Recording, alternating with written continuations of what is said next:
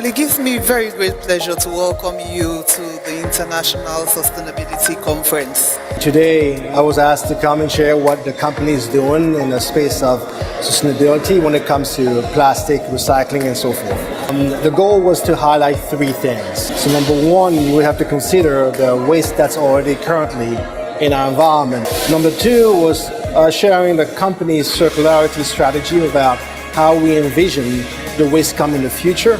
And number three, how we partner with others.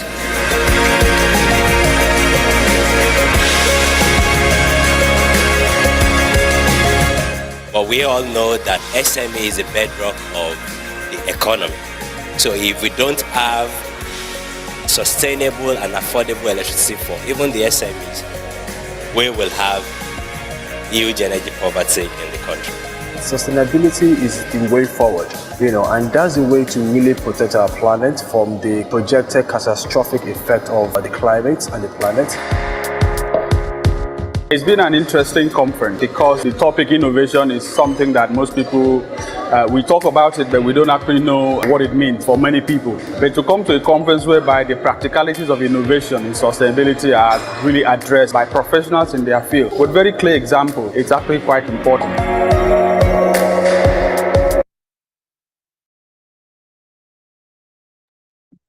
Good afternoon, everyone. Good afternoon, very distinguished guests, all our amazing and delegated speakers, and everyone here present, our esteemed speakers, our distinguished guests, ladies and gentlemen. I want to officially welcome you to day 2 of the 2024 International Sustainability Conference.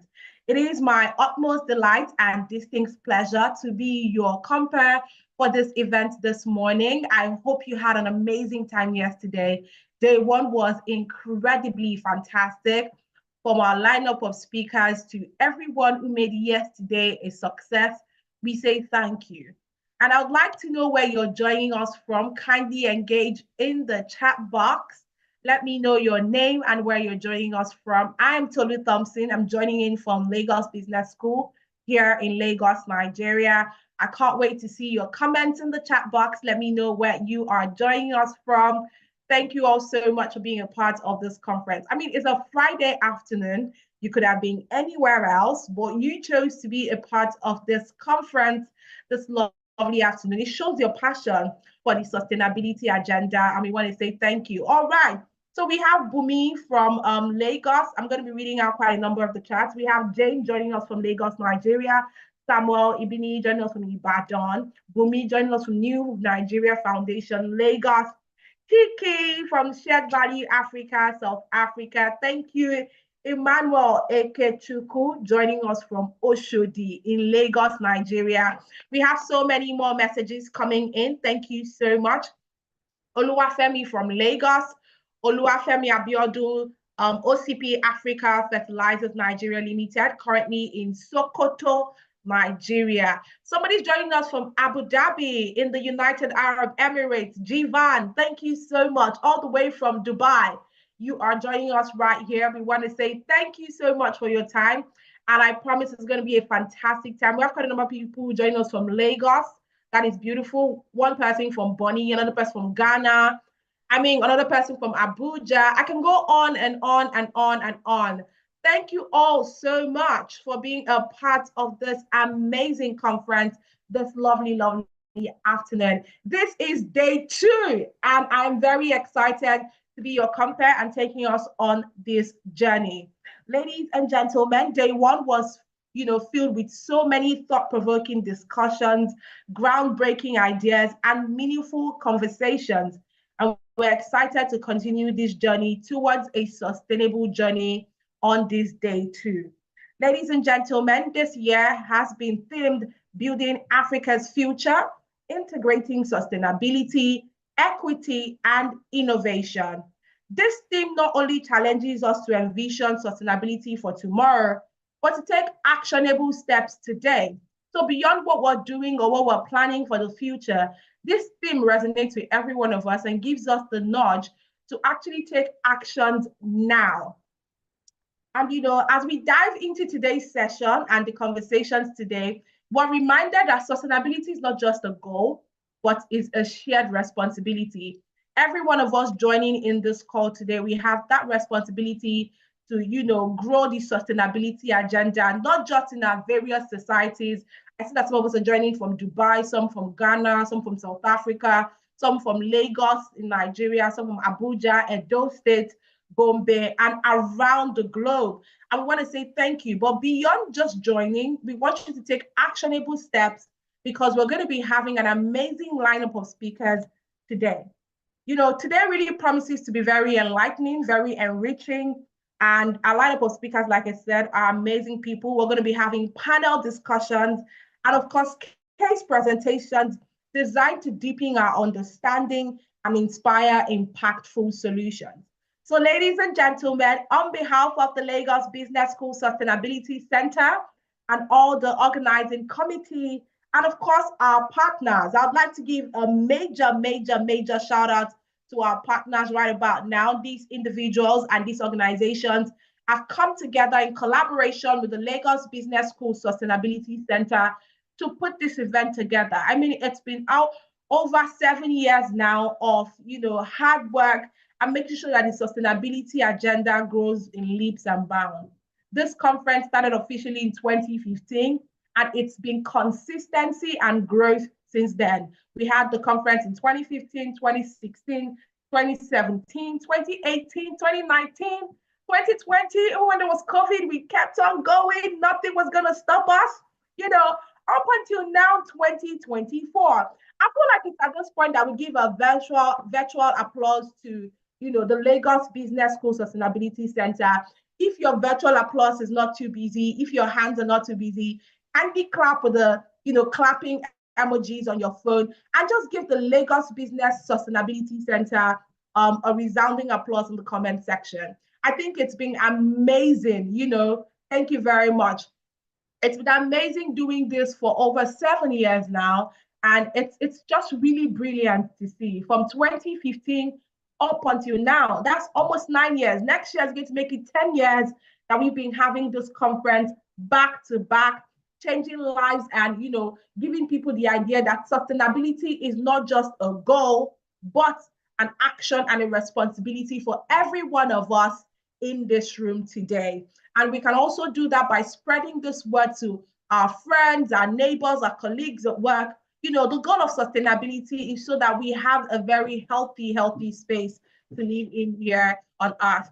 Thank you all so much for joining once again. Like I said, I was going to give a major shout out to all our partners for coming together to make this event a success. So right about now, I'd like to give a major shout out, of course, to the organizers and the conveners of this conference, the Lagos Business School Sustainability Center, Pan Atlantic University. Please, let's put our hands together for them. I mean, during the course of this conference, we're going to be doing quite a number of, virtual applauses. So get ready. The clapping emoji should be like the first thing on your emoji list right now, because you're going to be using that a lot. We also like to give a major shout out to GRI. Yes, thank you so much for being a part of this amazing and incredible conference.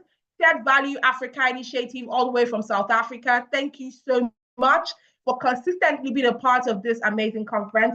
Of course, Nestle Water, Nestle Company, thank you so much. PwC as well. Yes, thank you all so much for being a part of this conference. You're doing something very remarkable, and we say thank you so much. All right, ladies and gentlemen, without further ado, I want us to understand that we're grateful for your dedication and your energy to be here today. And together, we'll make today a milestone in advancing the sustainability agenda. Right. Once again, my name is Tolu Thompson, and right about now, let's dive into the program of the day. Let's dive right into the program of the day. But before we get into, our very first speaker, I'd just like to ask us a question. I know that many of us have been engaging in the chat box, which I really like, but many of us were here yesterday, and, our lineup of speakers yesterday really gave us, really thought-provoking conversations and insightful comments. And I'd like us to share in the chat box what was that, one thing that stood out for you from yesterday's conference? What was it that stood out for you from yesterday's conference? The day one was really impactful. We had a lot of thought-provoking ideas, a lot of panel conversation. We even had a master class. If you were in the master class, if you were at the live conference, kindly let us know in the chat box. What was that one thing that stood out for you? Who was that one speaker that really, said something that really enlightened you or opened your eyes to see better about sustainability and the goals that we intend to achieve? I'm waiting to see your comments in the chat box. I'm ready to read it out right about now, because yesterday our lineup of speakers really, this person, Tiki Barnard, is saying she absolutely loved Somalia. All right, beautiful. Okay, I can read all your comments coming in. Thank you very much. Thank you. Keep the messages coming. Africa is where the future is being built. Okay, that was our keynote speaker, Somalia Zubairu. Okay, thank you, Teki. Daniel is just joining us from Kenya. Tiki has given us, our insights from yesterday's conference. She said she absolutely loved, Somalia Zabiru, where he said Africa is where the future is being built. I absolutely agree with that. Africa is going beyond leaps and bounds and doing fantastically well, especially with the sustainability goals that, we have. And Africa is really standing at the forefront to do better with that.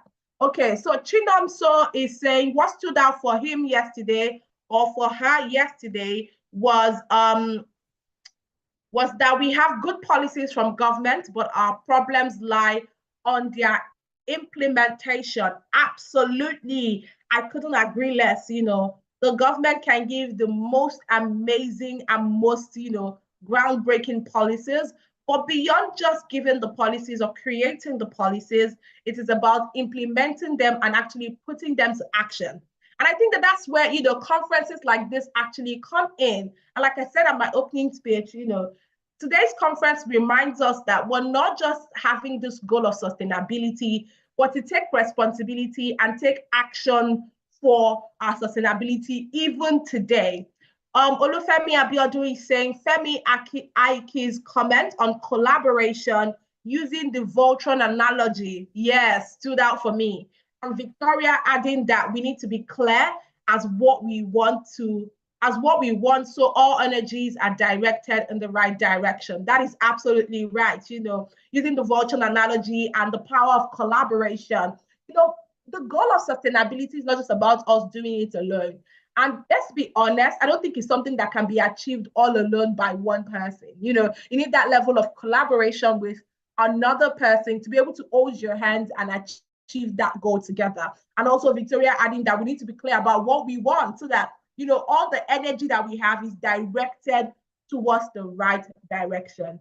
Thank you all so much for giving us your feedback from yesterday. Like I said, today promises to be even much more better, much more insightful, and we're going to be having an amazing time. So sit back, relax, ladies and gentlemen. It is now time for us to welcome the remarks by one of our conference partners, ladies and gentlemen. Like I said at the beginning of this event is brought to you by the Lagos Business School Sustainability Center and the Pan Atlantic University. So ladies and gentlemen, our next speaker is the CEO of the Shared Value Africa Initiative and Shift Impact Africa.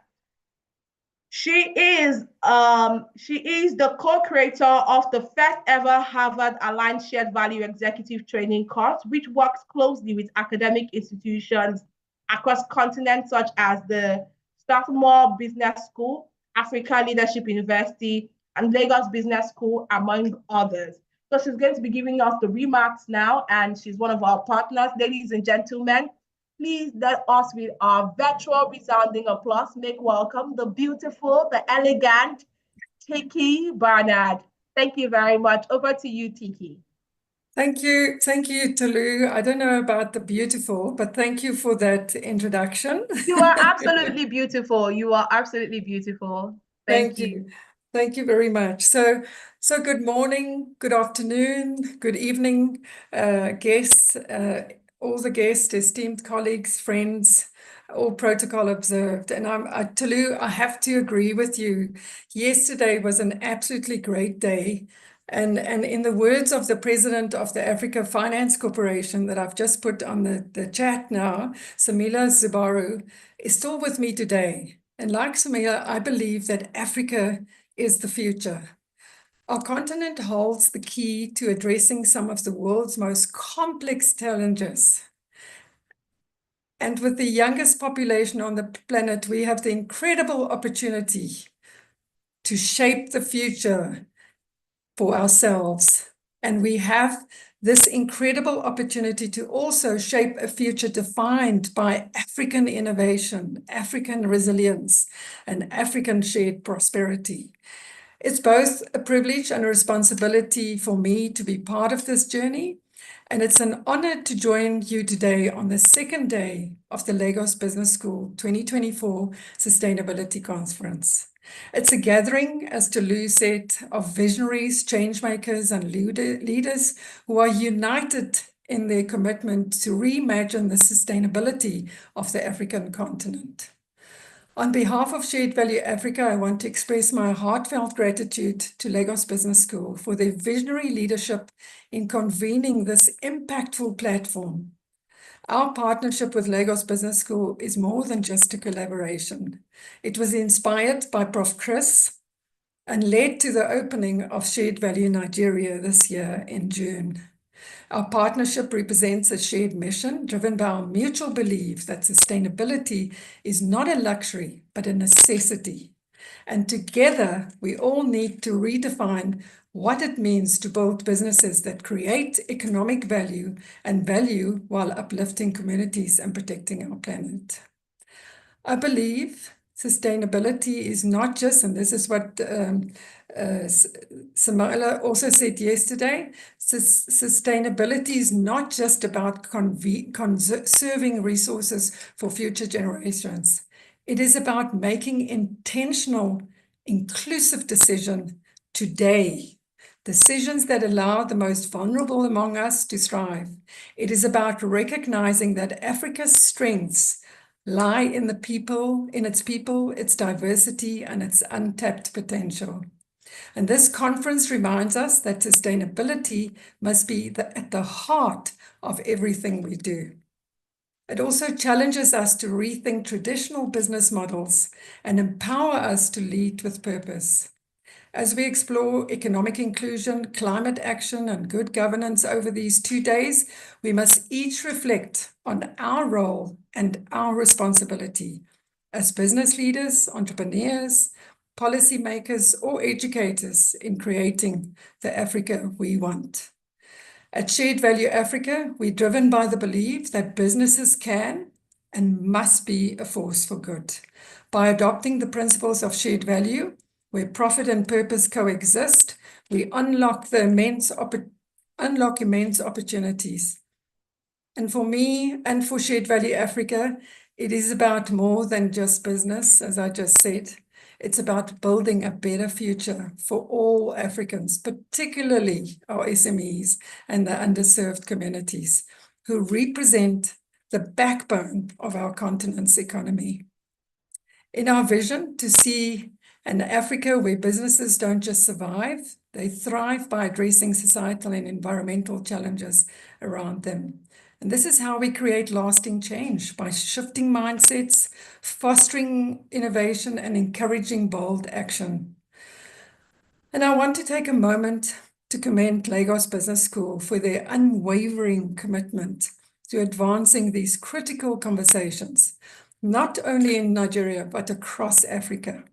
Your leadership has been instrumental in amplifying the voices of those who believe in a better, more sustainable future for our continent. Shared Value is proud to stand beside Lagos Business School in this journey. As we move forward, I challenge all of us here today to take what we learn in these sessions, yesterday and today, and translate that into action. The discussions we have today must spark real-world solutions that improve lives, empower communities, and drive sustainable growth across the continent. As was said yesterday, Africa's time is now, and the responsibility lies with us. Together, we can lead the way, showing the world the power of African leadership, African collaboration, and African innovation. I urge you all to think boldly, act courageously, and inspire others to do the same. And in closing, I wish Lagos Business School continued success in this transformative endeavor. Shared Value Africa is and will always remain your partner in championing a sustainable future for Africa. Let us embrace the possibilities before us and create a legacy of hope, progress, and prosperity for generations to come. To all of you today, enjoy the second day of the conference, and I hope you all go home inspired to consciously and intentionally take action to help the sustainability of this beautiful African continent of ours. And thank you for this opportunity, and back to you, Tolu. Thank you so much, Tiki Barnard, the CEO Shared Value Africa Initiative. That was such a remarkable and insightful, opening remark by one of our sponsors.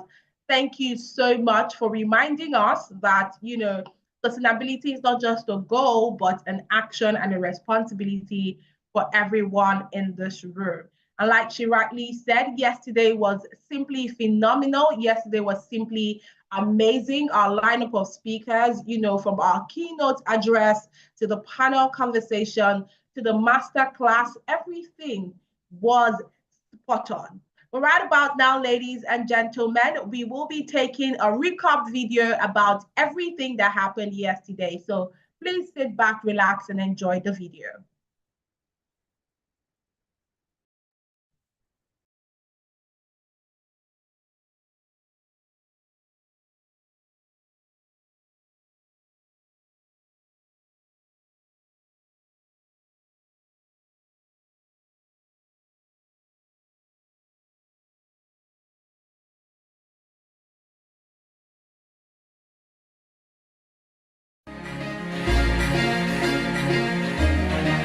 Nestle touches lives every day. From the farmers who produce the agricultural raw materials to the host communities where operations are located and the millions of individuals and families who enjoy the tasty, nutritious products across Nigeria daily. We work with stakeholders and partners to build strong communities and supply chains while improving livelihoods in the communities directly connected to our business activities. Rural communities are largely dependent on agriculture as a means of livelihood. We therefore train the farmers who produce the agricultural raw materials for our production to improve the productivity of their farms and to increase their household incomes. Today, over 80% of our agricultural raw materials are sourced locally, ensuring a sustainable source of income to over 46,000 smallholder grain farmers. Working with Nestle has afforded the opportunity to work with over 50,000 smallholder farmers in Kaduna State, where we provide them training and we also provide them financial inclusion in form of inputs like fertilizer, seeds, and agronomic practice. Sunana Alhaji Abubakar Ibrahim Pandegwa. Shekara 40 da fara nomana. Na fara aiki da kamfanin Adofinke shekara 4 kenan. So lokacin da na fara aiki noma da Adofinke kafin na fara ni kusan almajiri ne, kamar almajiri nake. Da hekta 1 nake yi, amma da ta zo na koma 2 hekta, ina samun hekta 2. Hekta 2 na hekta na raba ta, hekta 1 na yi soya beans, hekta 1 kuma na yi maize.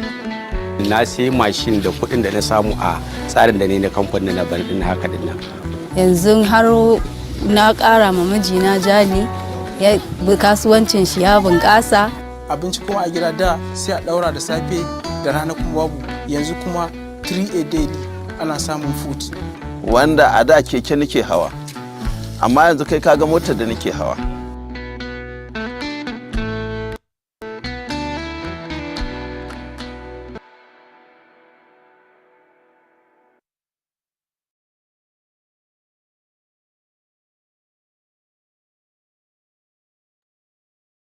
All right, thank you very much. That was a video showcasing one of our partners at this event today, Nestle.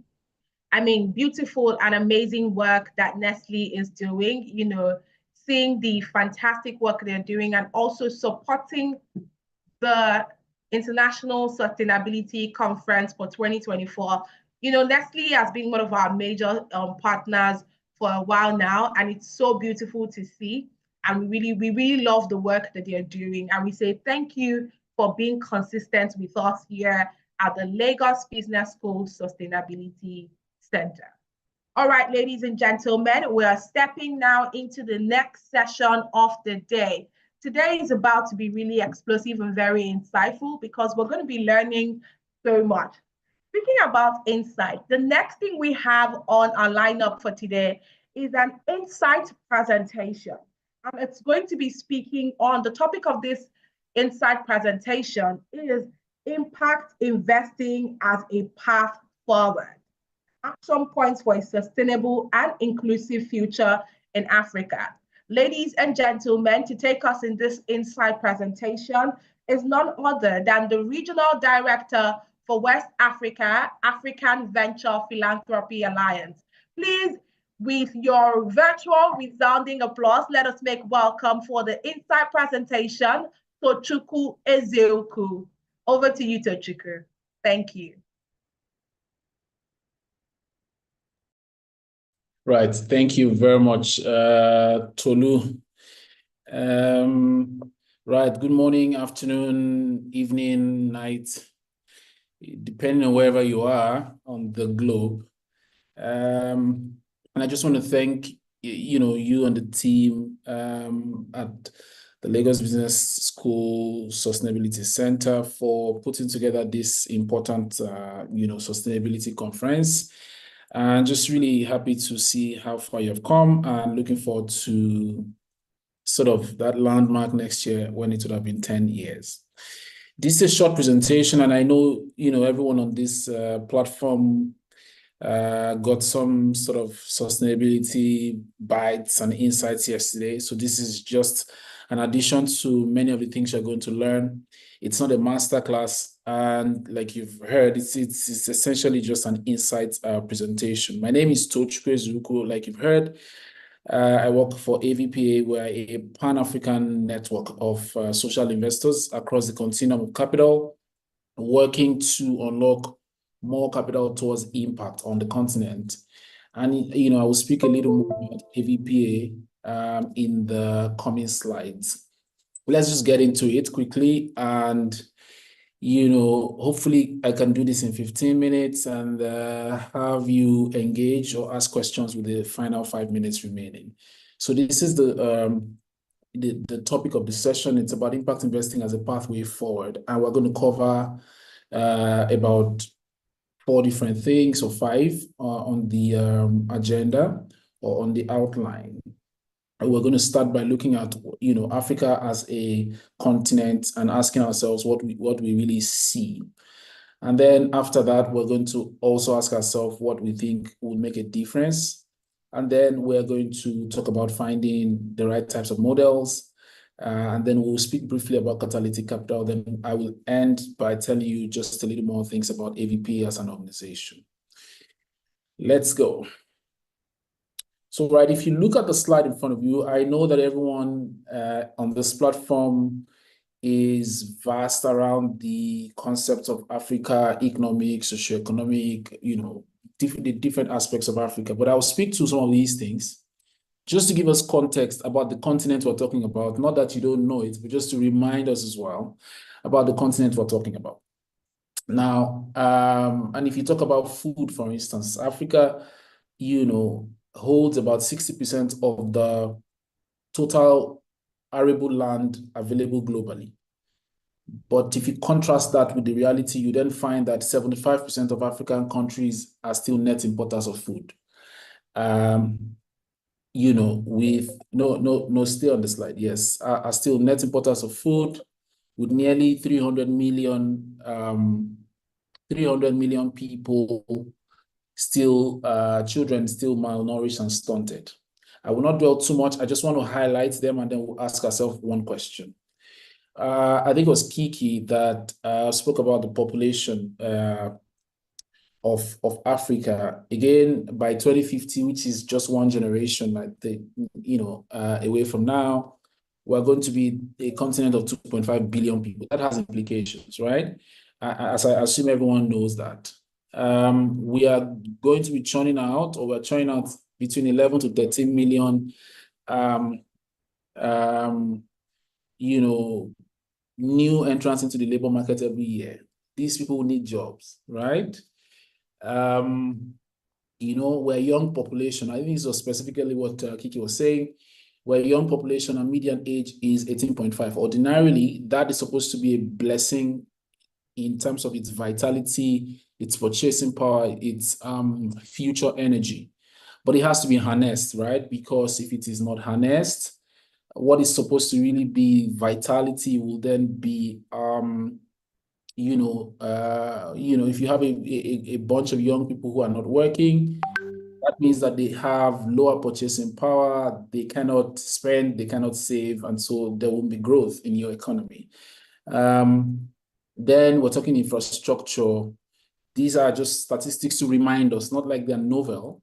600 million people on the continent, or nearly 45% of the total population of SSA, lack access to electricity. And an important fact here is that even in sub-Saharan Africa, 2/3 of the installed electricity capacity is resident in one country, which is South Africa. WHO estimates that disease costs Africa about $2.4 or $2 to $2.5 trillion annually. These are important statistics about our dear continent, just to give us a sense. There's obviously a connection between population literacy and electricity consumption on economic growth. And, there are researches out there. You can look at The Economist and a few other researches that support that claim. But we obviously have a very high out-of-school rate in Africa. And if you're Nigerian, we bear a significant part of that burden. 23 of the 28 poorest countries in the world are in Africa. And then the World Bank estimates that halving poverty in Africa will require a GDP growth of about 7% annually for at least 10 years. And we are currently doing 3%, which is really far from that number. But the reason I showed you that slide is to ask you, what do you see? Do you see problems? Or, next slide, do you see opportunity, right? Do you see, are you depressed by the statistics? Do you see hopelessness? You see a poor, wretched continent, risky continent, or do you see a continent that is replete with maximum opportunity for maximum impact? And which is why I think someone mentioned it as well, that, I think it was Kiki referencing Samaila, as saying that Africa that's actually what we believe at AVP, that we are the center of impact. So in Africa, nobody should be teaching us what impact is, and we should own the narrative. We should own the narrative. And the good thing is that if it actually, any models or any options or tools that we come up with in Africa, if it does work, then it will work anywhere, because it has worked in the toughest region, right? With some of the toughest challenges on the continent. So with this view in mind, we will now talk about some of the important things regarding these stats and these, information or insights that we have read about our continent. Next slide. Right, so having seen all of that reality that I showed you about Africa, we're asking ourselves one more question. What do we think can make a difference? Now, there are three components in this bucket, or in this wheel, or whatever, in this mechanism. There's government budgets, there's aid, and there's private capital. Government budgets all around the continent is estimated to be around $500 billion, right? Plus or minus, right? Now, to put to context this number, I mean, what was telling you is that all the revenues from all the governments of African countries is just around this number, $500 billion. If you put this in context, Saudi Aramco, it makes about this in 1 year's revenue. They're going to make $500 billion in revenue this year, right? They made just about that last year. One company in one country. That's all the revenue in Africa, as government revenue. And I can give you, you cannot imagine how many US companies make multiples of this in revenue. One company, thinking of different companies. Walmart makes in excess of this. Not to talk of the big companies, the Amazons of this world and the Teslas of this world, right? So that's just put it in context. Now, why is that important? No. Stay on the slide. Why is that important? It's important because this is all you get. I mean, it just shows you how small government revenues and its limitation in causing change or causing transformation. Now we'll go to aid. Aid is just around this number as well, between $50 to $55 billion on the continent annually. And again, there's limitation to what aid can do. Aid is useful, but how exactly can it be more useful? How we are thinking about this. So what can make a difference is private capital. And the point here is that private capital is what is really going to unlock all of this maximum opportunity we claim that we see on the preceding slides. And globally, sitting across pension funds, sovereign wealth funds, capital markets, insurance premiums, every private capital bucket, you're talking $450 trillion, dollars. And even if you took a percentage of that, even at what, 20%, of either private capital in Africa or flowing into Africa, that would still be another $100 trillion, right? And that's huge. So that's what we believe will make the difference. Our ability to unlock private capital towards impact. So all of those things that we've seen, and whether you are seeing the cup as half full or half empty, will be maximized, or the opportunities therein will be maximized by private capital. And the problem today is that not enough private capital is flowing towards impact. And there's a reason, justifiably so. Let's see why. Next. Now, you see of that $450 trillion that you see there, the goal, you see some networks there. There's Latin Pacto doing the same thing I will mention about AVPA for Latin America. There's AVPN doing the same thing for Asia. There's Impact Europe doing the same thing for Europe. We are AVPA and we're trying to do this we're doing this for Africa. We've been doing it for, 6 years plus now. And what is the goal? The goal is to see if we can move and unlock a part of all of this money sitting in private buckets across the world towards impact. And you see the arrow moving to the 30 trillion impact opportunity on the right? So all of the SDG imperatives on the continent, the data says that we need 4 trillion every year till 2030 to be able to, sort of maximize the impact opportunity. But if you compare that 30 trillion, that's almost like saying 30 trillion is the value of the problem of the world. So why is it not being solved if 450 trillion is sitting in asset buckets around the world? The reason is simple. There are not enough innovative financing models to do so. You're not going to be able to walk up to a pension fund and say, release your money or put your money because people are dying of malaria. Or you're not just going to walk up to a pension fund and say, oh, there's climate change, it's going to consume us, put your money in climate.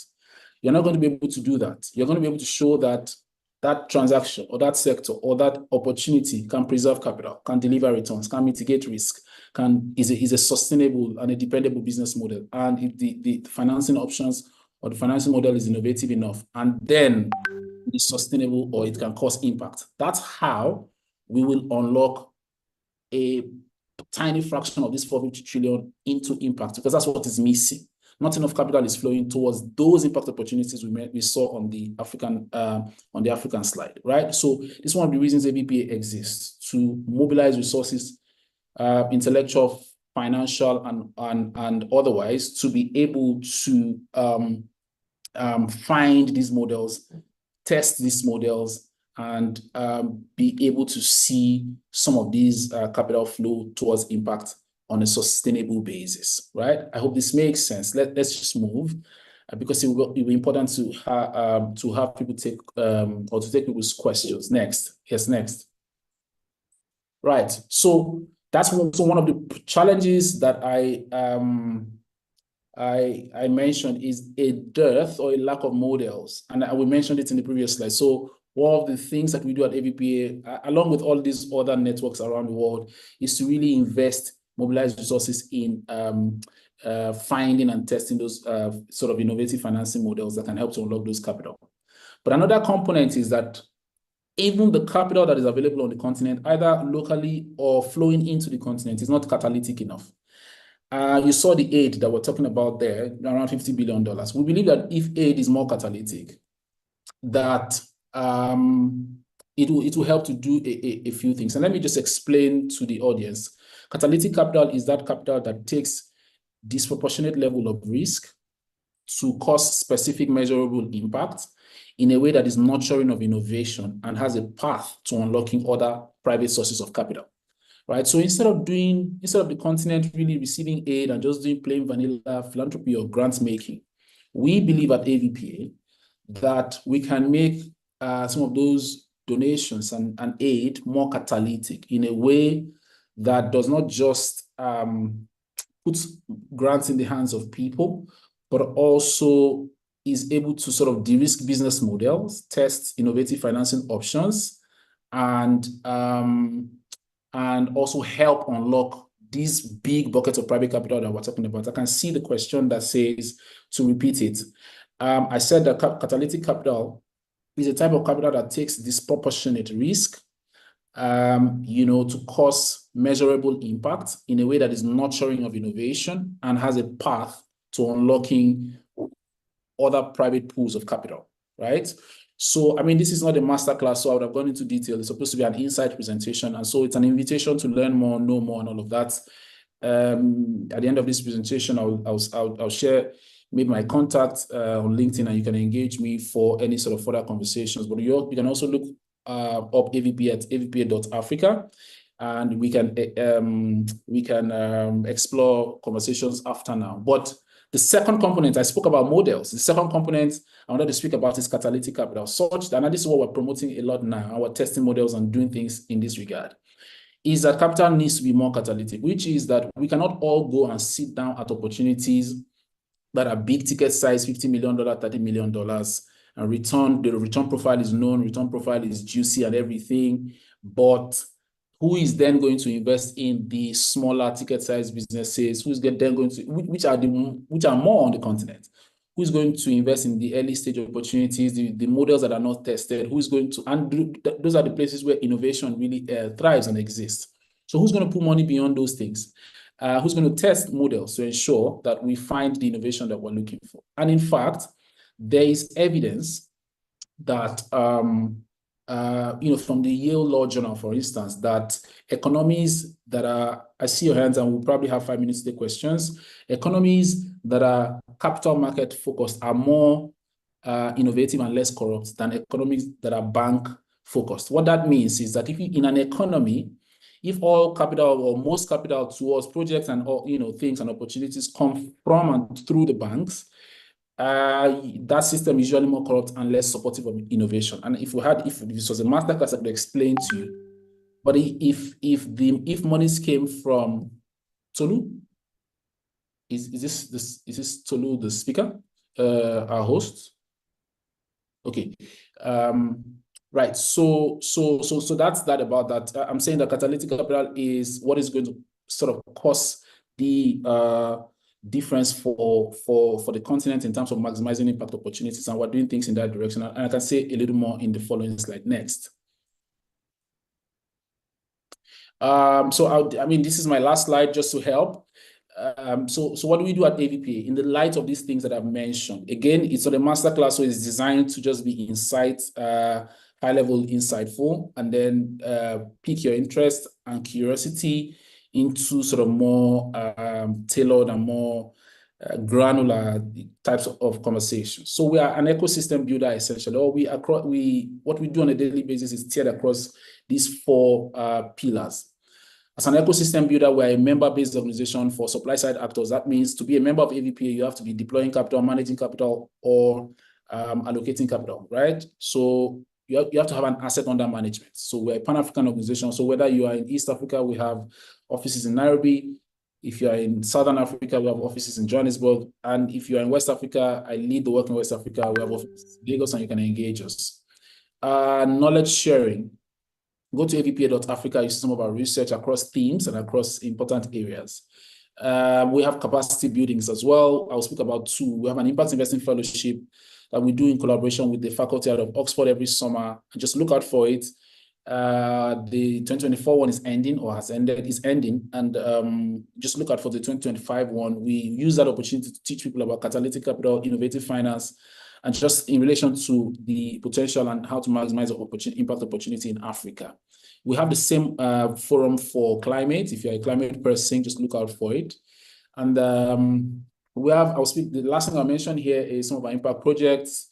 One of them, and the latest one, is the Catalytic Pooled Fund. Remember what I said about catalytic capital? Just to not just speak about it, we are doing something about it. We're raising a $200 million fund, starting with a $10 million pilot. We launched at UNGA this year, and we also launched at our conference in Nairobi a few weeks ago.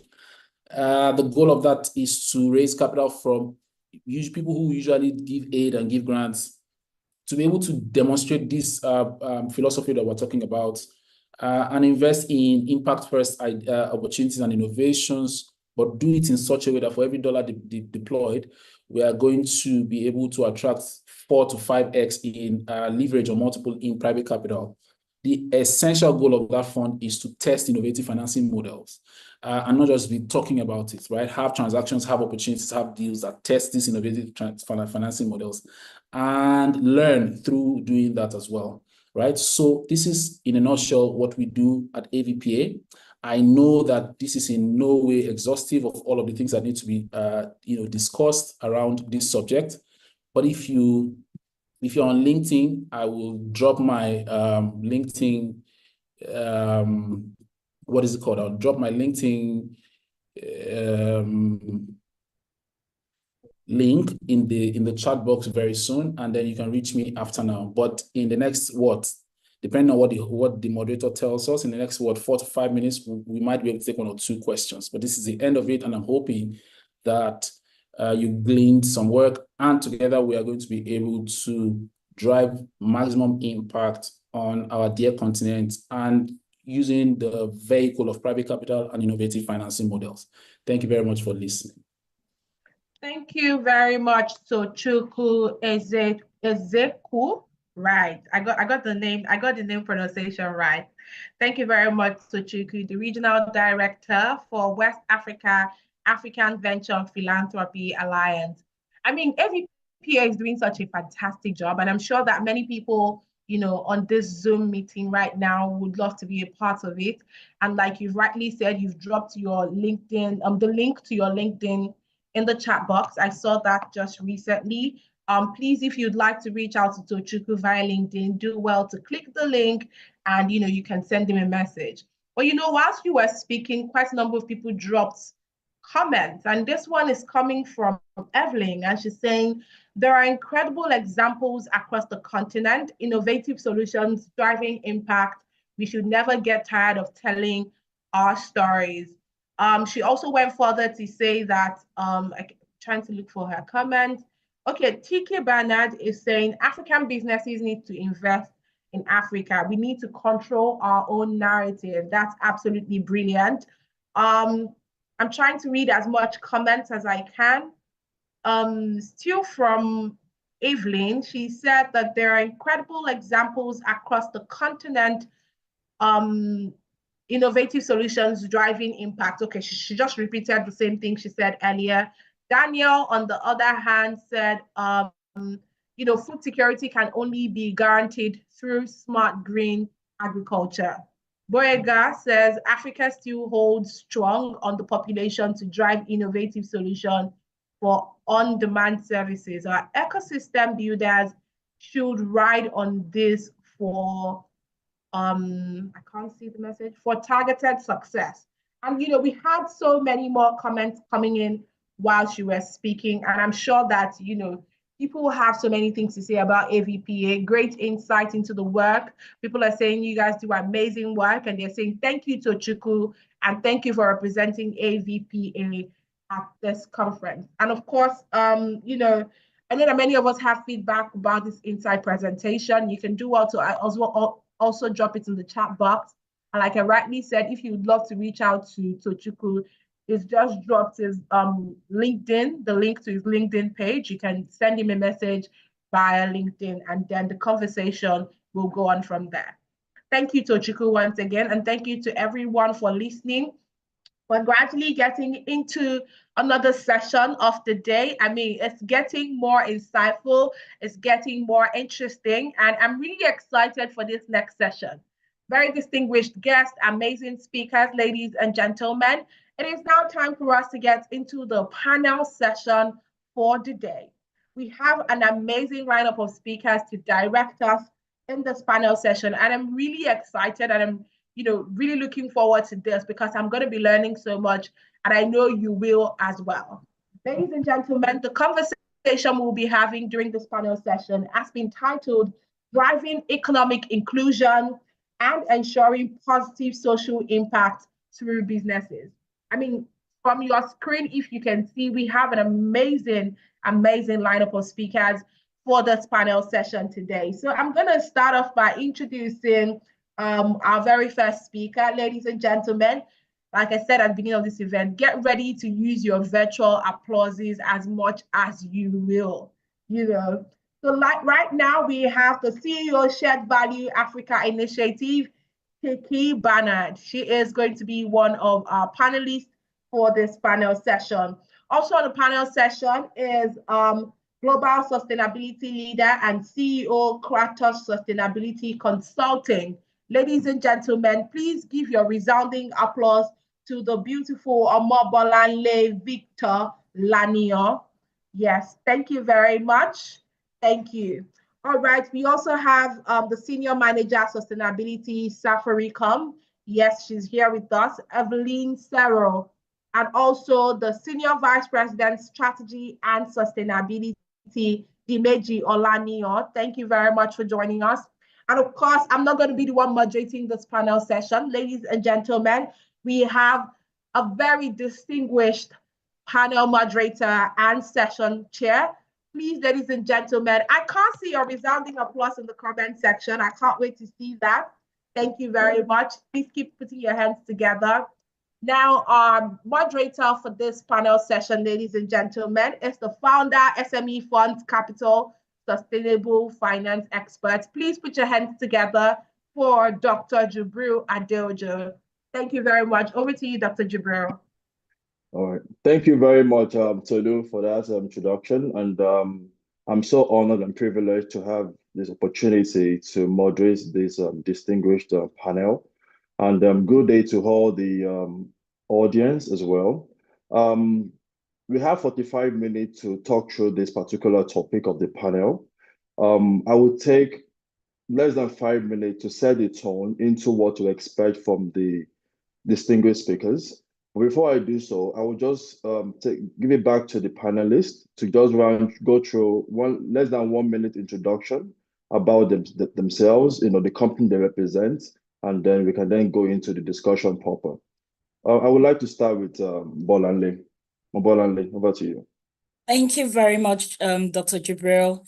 I'm glad to be here, and congratulations to the Lagos Business School Sustainability Center for organizing this. My name is Omobolanle Victor Lanio, and I'm the CEO of Kratos Sustainability Consults Limited. Thank you. Thank you. Dimeji?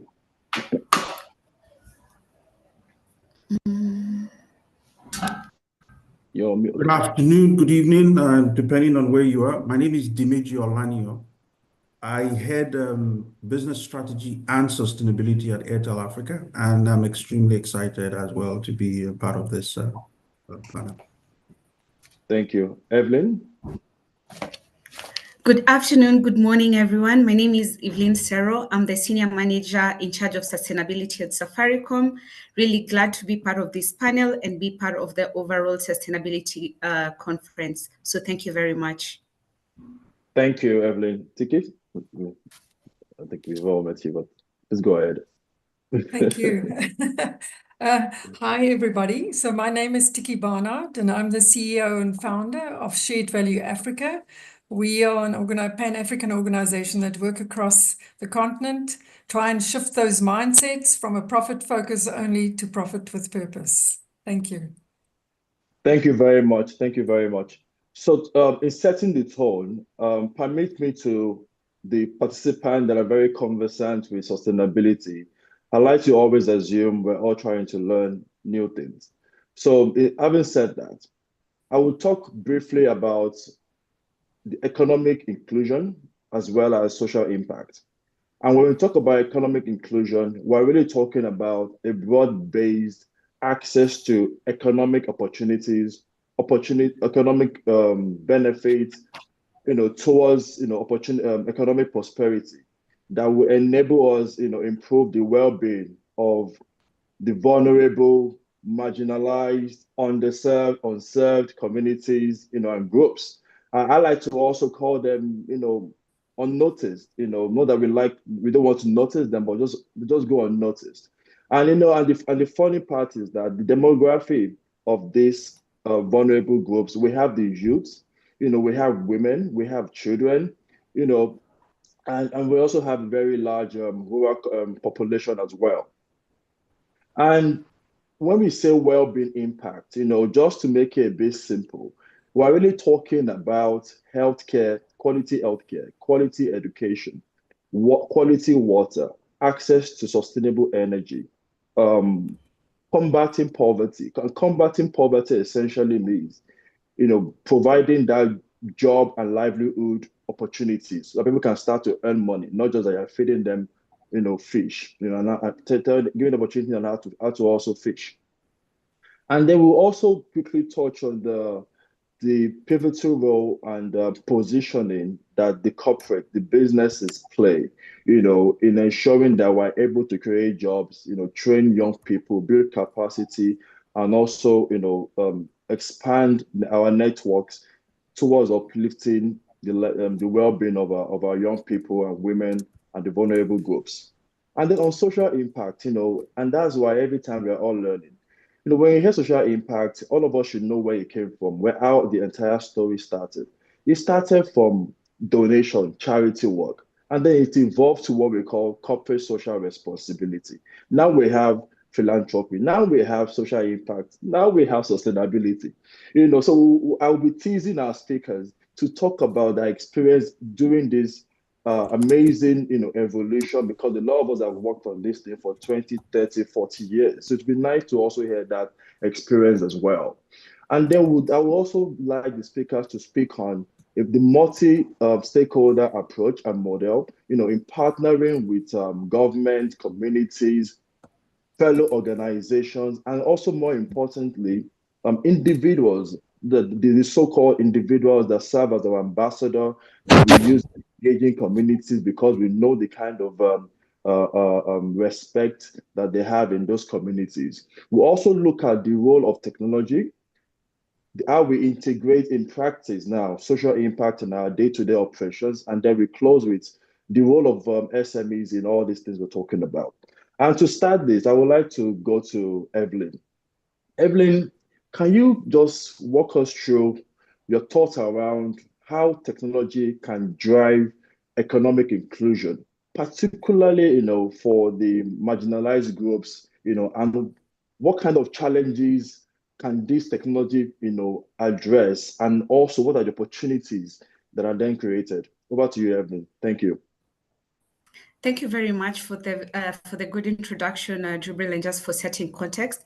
And I realized as I was introducing myself, perhaps I should have given a disclaimer and better intro around what Safaricom does. I spoke as though we are all from Kenya. So Safaricom is, we've largely been known as a telecommunications company, but we are on a journey of being of transitioning from a telecommunications company to a tech company, and we're looking to be. Our vision is looking to be Africa's leading purpose-led technology company by 2030. And how are we doing this is we are cognizant that we have been very successful in delivering our mandate within the telecommunication space. And as much as possible, we try and look at what opportunities exist to leverage and technology to solve societal problems and also to drive inclusion and also ensuring that no one is being left behind. So a very good example that we love using, and Tiki is one of our very good ambassadors, is storytelling around M-Pesa. And M-Pesa, by way of setting context, M-Pesa is a mobile money transfer. And initially, it just started as a way of, it initially started, at the time M-Pesa was started, it started from a point of how do you ensure that we create financial banking solutions for those who are otherwise considered unbankable at that particular time? Because there are all these hurdles and challenges that existed around access to financing, access to banking, and with M-Pesa, we now have over 50 million users across the continent, and one of the things that it has done is unlocking the aspect around economic empowerment. So economic empowerment, where people can use that as a platform, not just looking at it as sending and receiving money from your friends and family, to that being a trading platform, sending money, that being a trading platform. And over the years, you find M-Pesa has grown into a whole entire marketplace, and it has many other services. So for those in business, there's something called Pochi la Biashara, and Pochi la Biashara is Swahili to mean like a money wallet within your M-Pesa. So within your phone, it allows you to actually separate your personal money and your business money. So it's almost like you have a mini wallet, mini account within your phone. Then over and above that, and so that's just M-Pesa in one of the areas, and you find it's in everything, whether it's in education, M-Pesa is also being used by, say, the refugee community who are otherwise would have been locked within the camps. But through M-Pesa, they can now trade.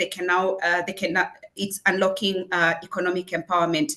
Then another way that I'd also look at technology being a solution is looking at it from an education perspective, and there's lots of solutions that have been created, including an innovation around digitizing our local government curriculum, so the 844 curriculum, that being available through access on phone. Another way is technology accessing healthcare. Another very good example that Tiki absolutely loves, and that is an example that is M-Tiba. So Tiba is Swahili for treat. So you go, through M-Tiba you can access healthcare services, and you find there's been innovations and iterations, including solutions like where you can access services and pay later. Then there's still solutions around the healthcare perspective. There's an aspect like telemedicine, where you find we have a partnership with one of the leading children's hospital, and that's Gertrude's Children's Hospital. And the innovation is initially geared and targeted towards communities that would otherwise be considered marginalized. So it's get in through tech. You can access specialized care just through technology. So we've seen on innovations in agriculture and around agriculture. We have an incredible solution called DigiFarm, and what DigiFarm is doing is aggregating all farmer content, providing them with early warning systems. Over and above providing them with early warning systems, when their crops and commodities are ready, is also providing them with a marketplace. So you see, this is just one of the ways that tech is providing solutions across many areas. So if you're to quickly speak about some of the challenges, is one of the challenges will be the challenge around literacy, for example. So low literacy levels and skills will limit or affect access to some of these digital solutions, and also how fast you move into it. Another challenge that I'd like to point out is the challenge around connectivity and access to some of these 3G, 4G devices. And over and above just looking at it as being a challenge, is you find we're going a step further in working with partners in providing solutions. So say around the challenge around access to 4G devices, One of the solutions that we have around that is last year we partnered through a consortium with including government. We partnered and we've established what we call the East Africa Device Assembly Plant. So what that is doing is assembling locally 4G devices. So what that will do is it will make it more affordable to access these devices. So that will address the question around affordability.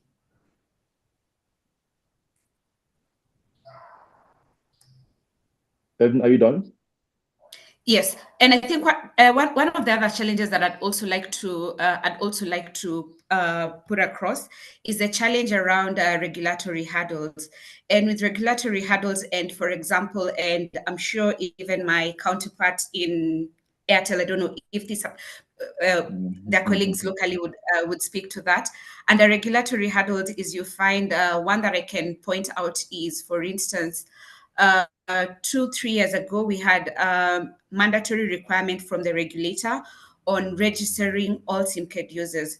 So you find, while that might be possible for those who have valid identification documents, we also need to be very cognizant that there's a whole community that was left behind, and that's the community, that's the refugee community, because they don't have passports, and whatever documentation they have wouldn't fall under what the regulator would consider as viable minimum for registration. But we've been actively lobbying, engaging the regulator to at least have an agreeable minimum threshold, so that at least that community can also be included. I mean, thank you very much. I can stop now. Thank you. Thank you very much, Evelyn, for that, for those informative comments. And I just love the way you also ended it with the regulatory order.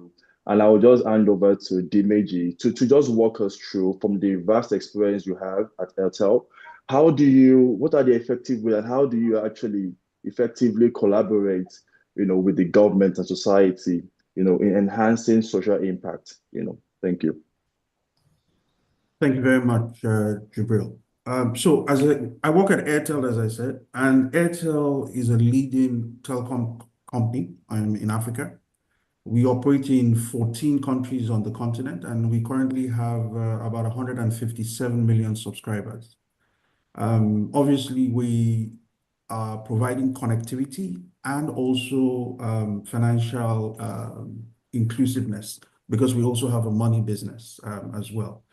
Let me also just mention that everything we do stems from our corporate purpose, which is around transforming lives. And there are two key pillars of transforming life for us. One is digital inclusion, because of the economic impact it obviously has, and obviously financial inclusion. I'm sure many of you on this call might be familiar with the statistics, but about half of the continent is still unbanked. There's still a significant amount of people who have no access to savings or banking wallet or any financial instrument. And it's the same thing even with connectivity. Despite the proliferation over the last couple of years, there's still a huge number of people in rural areas, underserved communities, that don't have any connectivity.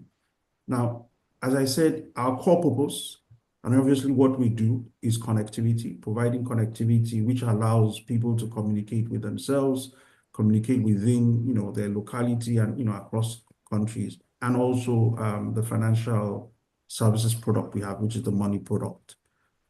Just as Evelyn said, in all the countries in which we operate, government is a key player. It's a highly regulated industry because you're obviously dealing with, it's almost literally considered an essential services in a lot of countries. And so you do have to, first of all, comply with a lot of government policies, government mandates around coverage, quality of service. You have regulators who obviously are mandating quite a number of things. However, government also is a key partner, continue to remain a very, very key partner in establishing and making sure we deliver on our mandate. The other key thing I'll mention is that, particularly for economic inclusion, as a company, you can't go at it alone. You need to have partnerships. You need to partner with government. You need to partner with civil societies, academia, And that's the model that we found that works. So I'll talk about a few examples.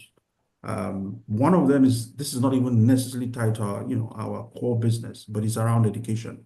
One of the things we identified very early on as part of our sustainability strategy, just talking to our stakeholders, is that, obviously education is still there's still significant gaps. And about 3 years ago, we took a conscious decision working with UNICEF as the lead partner. And we actually set up what is the landmark, and it still remains the largest partnership with UNICEF on the African continent. It is $57 million partnership in 13 countries. And what we've essentially done is we've working with UNICEF, who understands government, who understands the schools, knows where the schools are, has the capability to develop learning platforms. We've now rolled out to about 2,000 schools on the African continent. And what we did in our own partnership, or our own input there, was literally about delivering connectivity free of charge to these 2,000 schools. So we set up learning classrooms with digital equipment.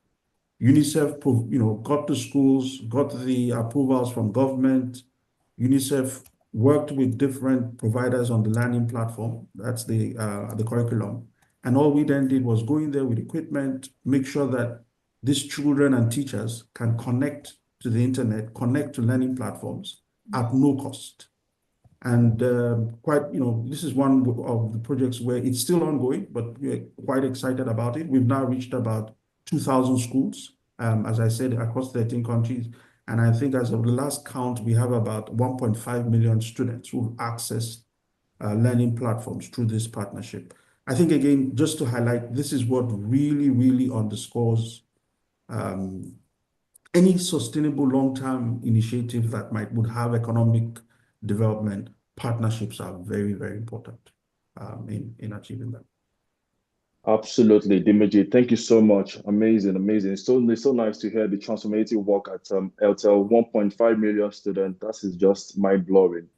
Mobolanle, the reason why I'm calling you to also speak on this particular subject is that it's not to market Access Bank or where you used to work, but I know that bank is one of the banks that truly knows how to, galvanize and partner with various multi-stakeholders, government, civil society, even other banks as well.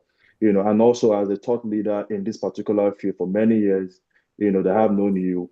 It'd be nice to also get your experience, on this partnership with government. No matter how much you want to innovate, like Dimeji said, you can't do it alone. So please, over to you, Mobolanle.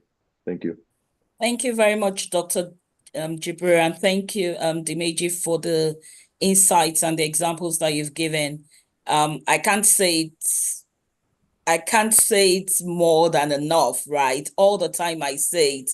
Goal 17 is about partnerships and collaborations. That is the way to achieve sustainable development. You said it, Dr. Jibril. You can't go alone. You need to go with stakeholders, right? We need to carry ourselves along.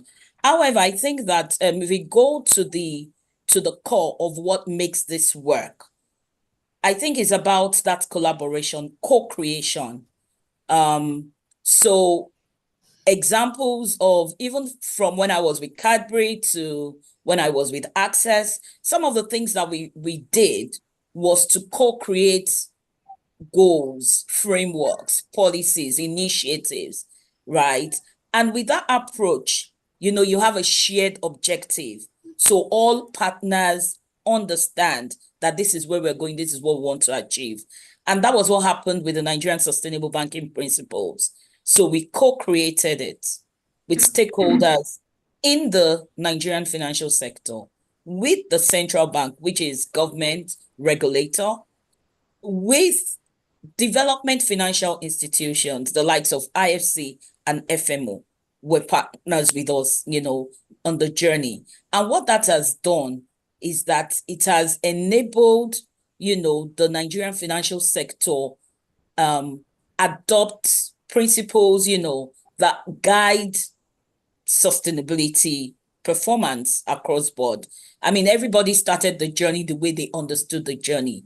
But today, I think that we can say that there's been, progress within the sector, not just within the sector, also across board, right, in Nigeria. Amongst private sector, we've seen other sectors also emulate trying to have industry principles for themselves to guide what they do. And so, what this has done as well is that it has helped the clients of the banks, right, and other financial institutions to target sustainable development in a different way. They've approached it, very differently. But apart from co-creating frameworks and policies and working together to make it work, there's also the aspect of leveraging complementary strengths, right? So the businesses, the private sector is good with providing technology. We heard about technology earlier on, funding, operational expertise. That's where you have a lot of technical people. But also the government offers, that platform for policy support.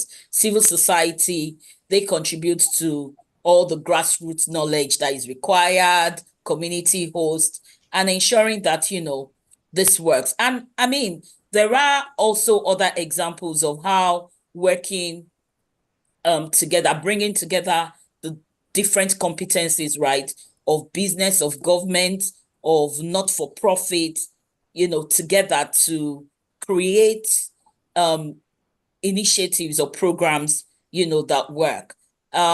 Also in terms of building inclusive ecosystems, right? So looking at examples of how Access Holdings has worked with local NGOs and governments, right, to support underserved communities. I mean, I was talking earlier on today about the Access Polo initiative. Polo, we know it's a game for HNIs. Now, what we therefore did was to say, look, we'll put together these HNIs, we'll bring our resources, we'll get them as well to support with their own resources. Now, we pull those funds together, work with UNICEF, right, and get into the very, rural, undeveloped areas of northern Nigeria and build, schools, have proper infrastructure, and help to ensure that children in those parts of the country, are able to obtain good quality education in beautiful environments, right? And also, with also a focus on the girl child. Another thing I think that another area for me is sharing data and insights, right? Also, looking at joint investment in capacity building. We've seen cases wherein, as an organization, we've had to partner with, the regulators for industry trainings or training, capacity building, especially considering the fact that, when you look at the sustainability space is fast evolving, the skill sets are not as much. So again, working right with the relevant stakeholders on capacity building is very important. And I think that LBS does that a lot. GRI today is partnering with the LBS. Access Bank had also in the past partnered with the GRI, on capacity building as well. Also, going back to technology again, using technology as a bridge. And I think that this applies, I mean, the first speaker was talking about M-Pesa, right? So if you look at the Nigerian financial sector, you see that there's been a lot of collaboration on digital platforms and tools, right, that increase access to services and enable financial inclusion and educational technology. So all of the mobile apps co-developed by the tech firms and the financial institutions, the banks, the fintech companies. You see NGOs also play in that space, working towards ensuring financial inclusion and financial health, right? Also, apps developed, to connect farmers with market data or for healthcare services. There's a lot happening in that space as well. So, yeah. that's it. And if I give another example, I will be talking about Gavi. If you're familiar with Gavi, the Vaccine Alliance, it sees a collaboration among businesses, right? Pharmaceutical companies, private sector.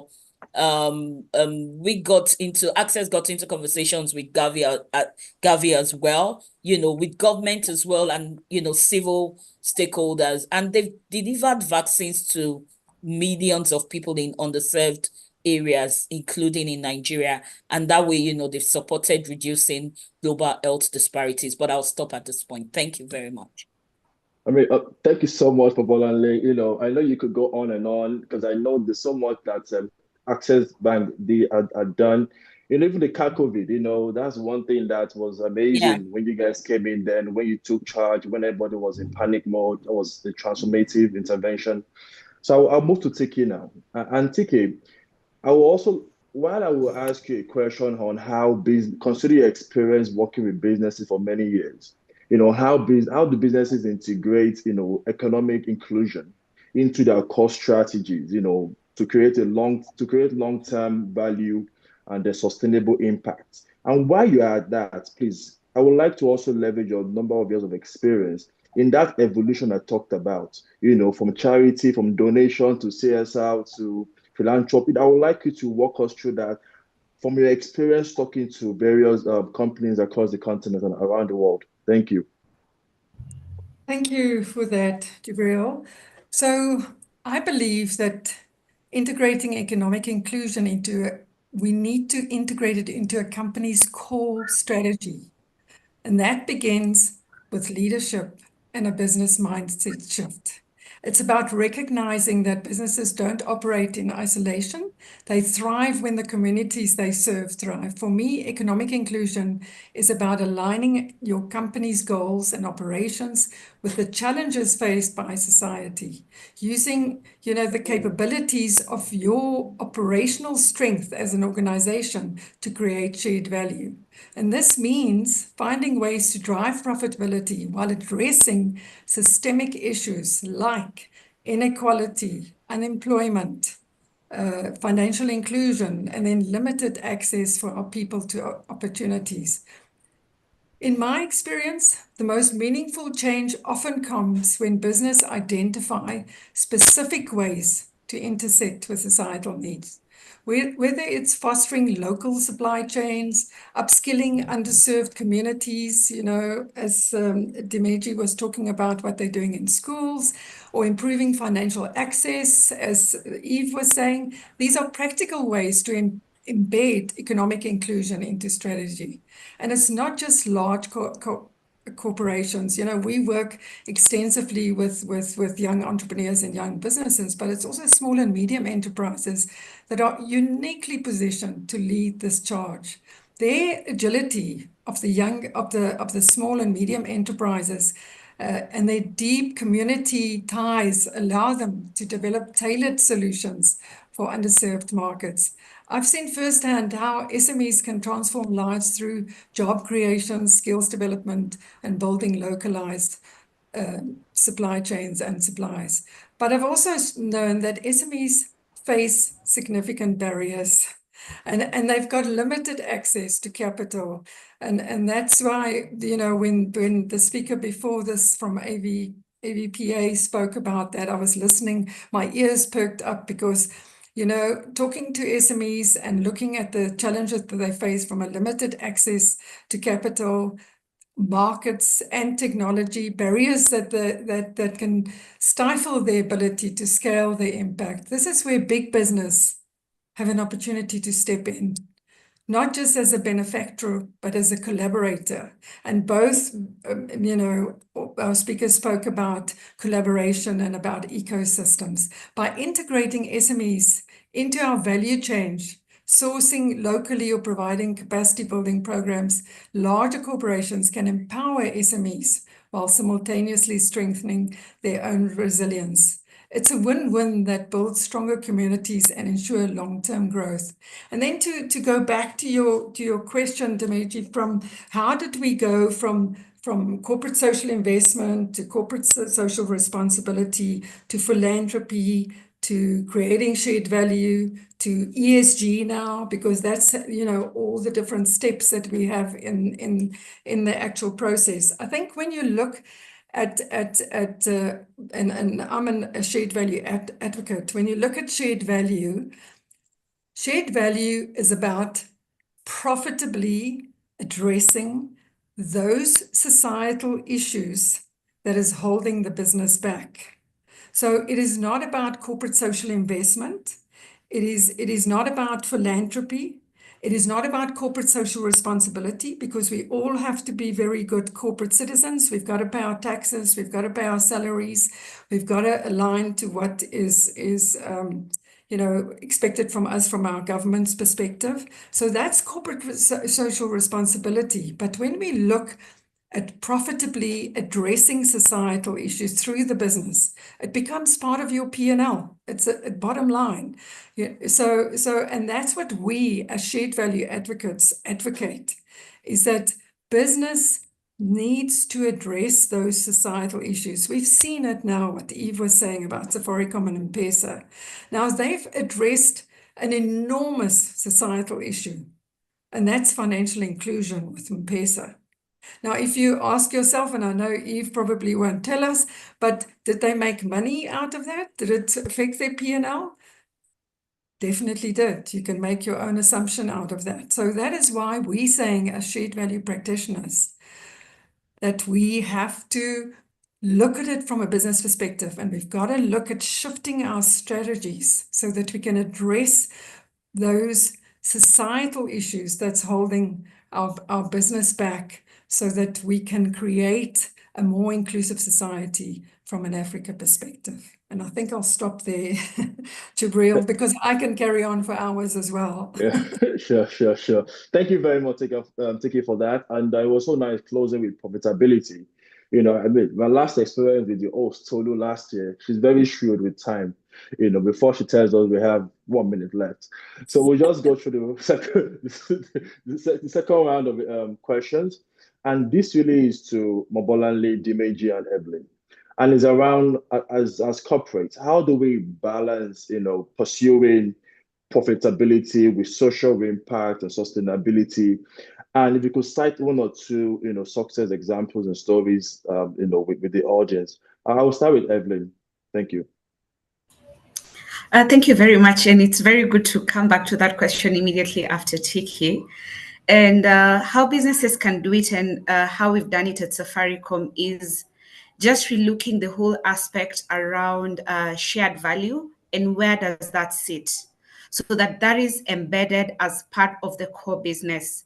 And we start by looking at it from what is our strategy. So when we speak about the purpose strategy for us is not just something that sits within corporate affairs.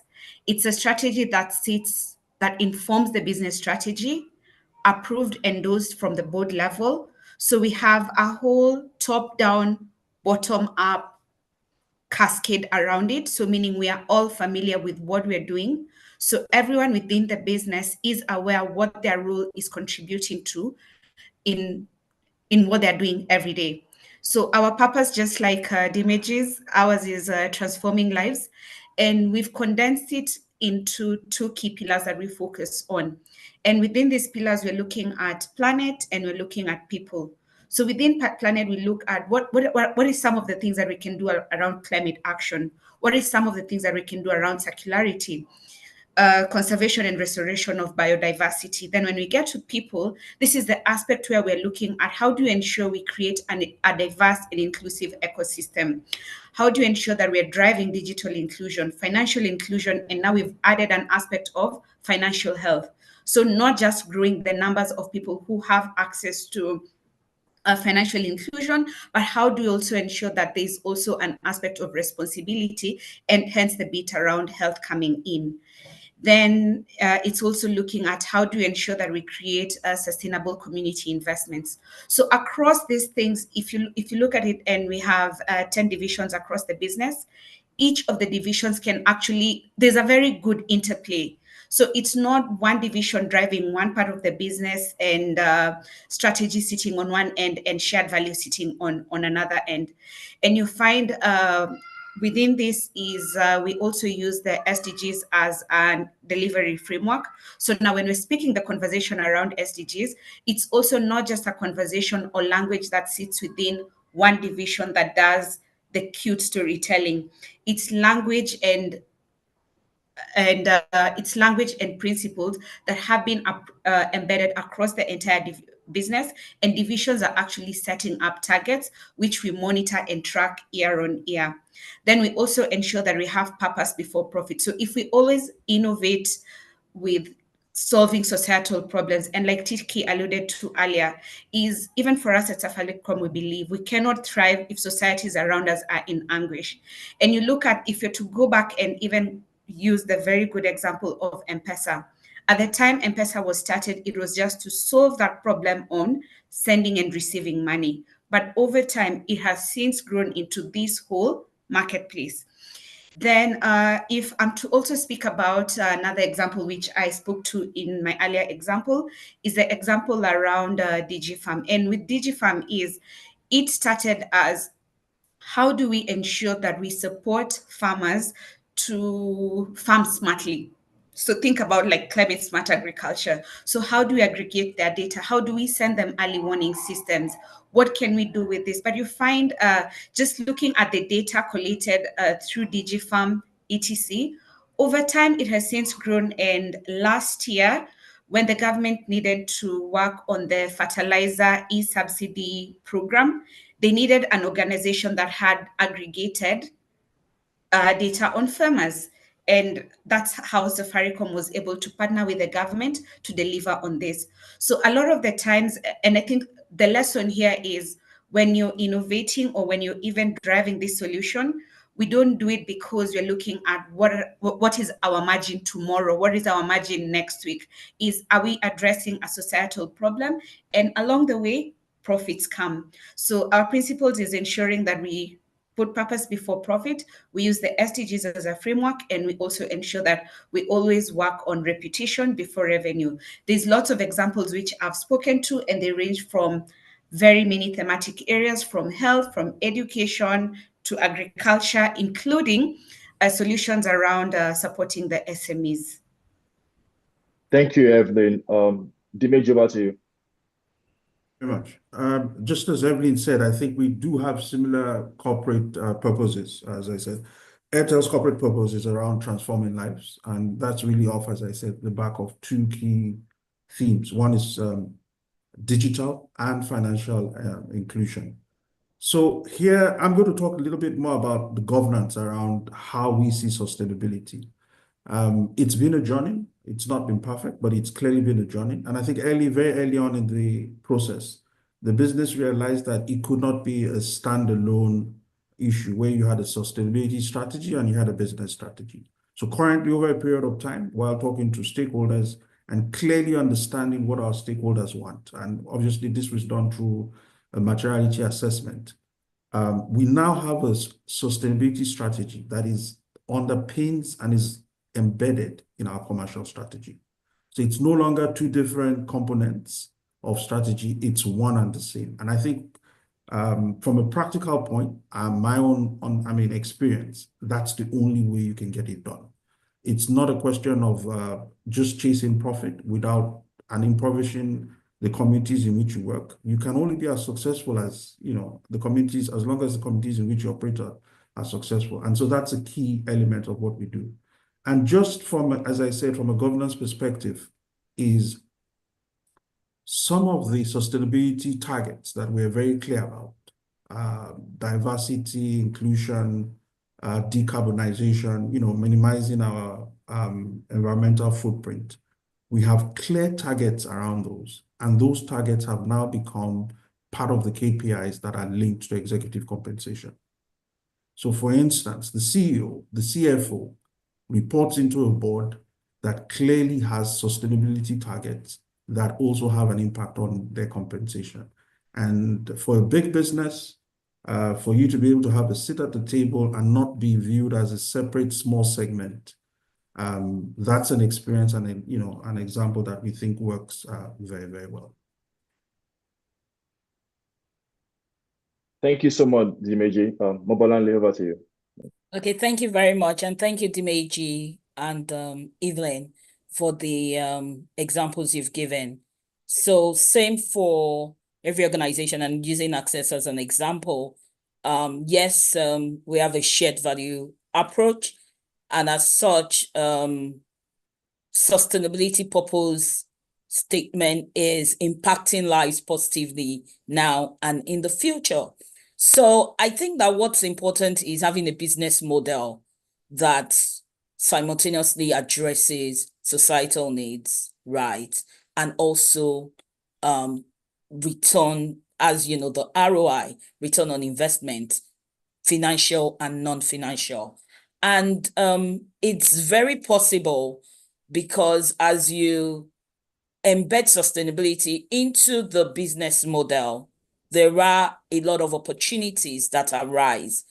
You will think differently about the way you do business. So we had given examples earlier on about offering affordable products and services to underserved markets. And this, of course, creates new revenue streams, and they at the same time they're addressing inequality. So integration of sustainability goals into the strategy of the organization, like Dimeji mentioned, definitely therefore, it ensures that there is board oversight for sustainability. So the board committees and reporting, sustainability performance for each quarter into the board committee on a quarterly basis, wherein, they are asking questions and they're providing, insights into what the board as a key stakeholder would like to see with respect to sustainability performance. So that's clear. So board members and executives of the organization having sustainability linked KPIs. Then you move to issues around inclusion, DEI. You move to having an inclusive supply chain. Innovation is also another key thing. I say that sustainability really helps organizations and individuals to provide solutions to society's challenges. That's the way I see sustainability. So it's a solution provider. So investing in innovation, in research and development, and partnering right with stakeholders on this front is another key thing I would like to emphasize. So if you take the example again of Access Holdings, since you want me to use the Access example, the Waste to Wealth initiatives, as we work with the likes of Free Recycle and other partners in other African countries. We take our old tires, used tires, and tires from society, from community, work with these partners to convert those tires to school sandals, and we donate those school sandals to children in rural communities so that they can go to school. In Zambia, what happened was that we realized that the girls needed to walk very long distances to school, and they would pass areas that are not so safe. So what we did was also not just providing sandals, but providing bicycles so that the travel time from where they are located to where they live to their schools, is shorter, and that they are safer. So circular economy, right, initiatives are things that, we don't underestimate. When Access merged with Diamond, all of the paper waste was converted to pencils and distributed to children in public schools across the country. So leveraging technology as well for scalability, using digital tools to optimize operations, to reduce resource use and enhance social impact, the use of IoT devices for energy efficiency, and a wide range of others. Then also I wanted to mention, right, because what doesn't get measured and tracked doesn't really get done. So I wanted to mention measurement, right, of impact and ensuring accountability. That is one key area as well, because as measurement and tracking is being done, all of the performance, right, is brought into meetings like ESG committee meetings, sustainability brand and sustainability council meetings, and all of those data are then used to take informed decisions and see how, the entire process can be improved. So I'll just stop there because of time. Thank you very much. Thank you so much, Mobolanle. And we're actually moving to the end of the session. And I would like to give all the speakers opportunity to just share their opening, their closing remarks. And in sharing that closing remark, what I would like you to do is to direct that closing remark as a message, an encouraging message to an aspiring young entrepreneur, that is, of course, focusing on starting business, making profits, and seeing social impact as waste of time. Is when I have money, I will start to pay attention to it, and to understand that it's part of the fabric of the globe, of the overall strategy. So that's what I would like, if you can just, position the closing remark, towards that. And I will start with Tiki, and then we move to Evelyn, Dimeji, and then closing Mobolanle again. Over to you, Tiki.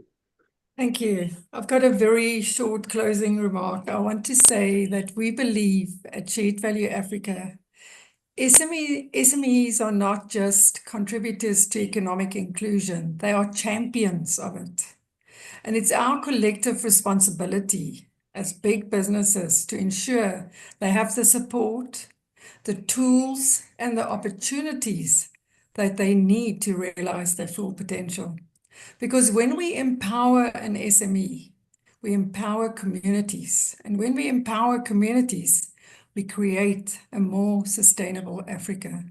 And this is a vision that I and everybody at Shared Value Africa deeply believe in, and one that Shared Value Africa is committed to advancing every single day. And thank you very much, Jabril. Thank you very much, Tiki. Evelyn? Thank you. Mine will be very quick. And for that SME sitting on the call and wondering, sustainability looks like that thing that's being done by large organization. There's no opportunity. I don't know where to start.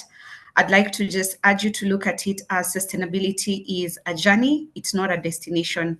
And even for those of us in the call, and I'm sure might be similar sentiment across all, is every year, and especially just mentioning what Omola said, is the reporting bit, the measurement bit keeps exposing us to additional areas and opportunities to improve.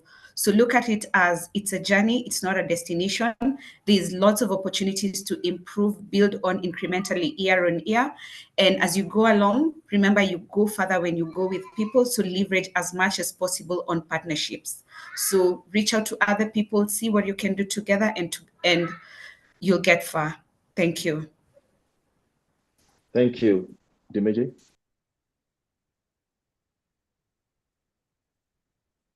You're on mute.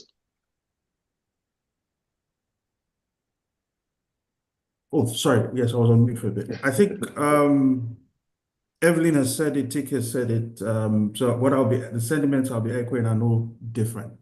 I think for that entrepreneur, first of all, pretty much I agree with what everybody said. It's a journey.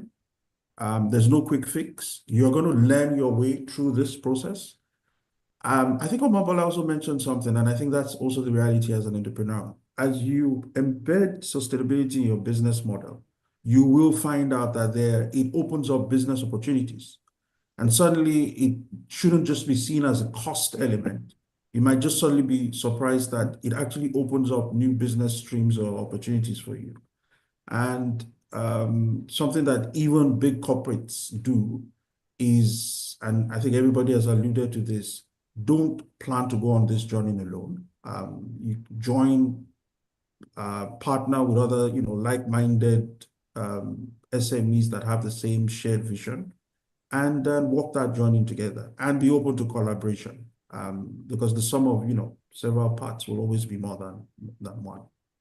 And that would be my advice to any entrepreneur that is looking at that. Thank you so much. Mobolanle.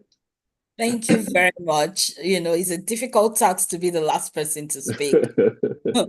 But I think I'll summarize what everybody has said. The pursuit of economic inclusion is not optional. It used to be optional, but it's no longer optional. It's an imperative for any business, regardless of your size.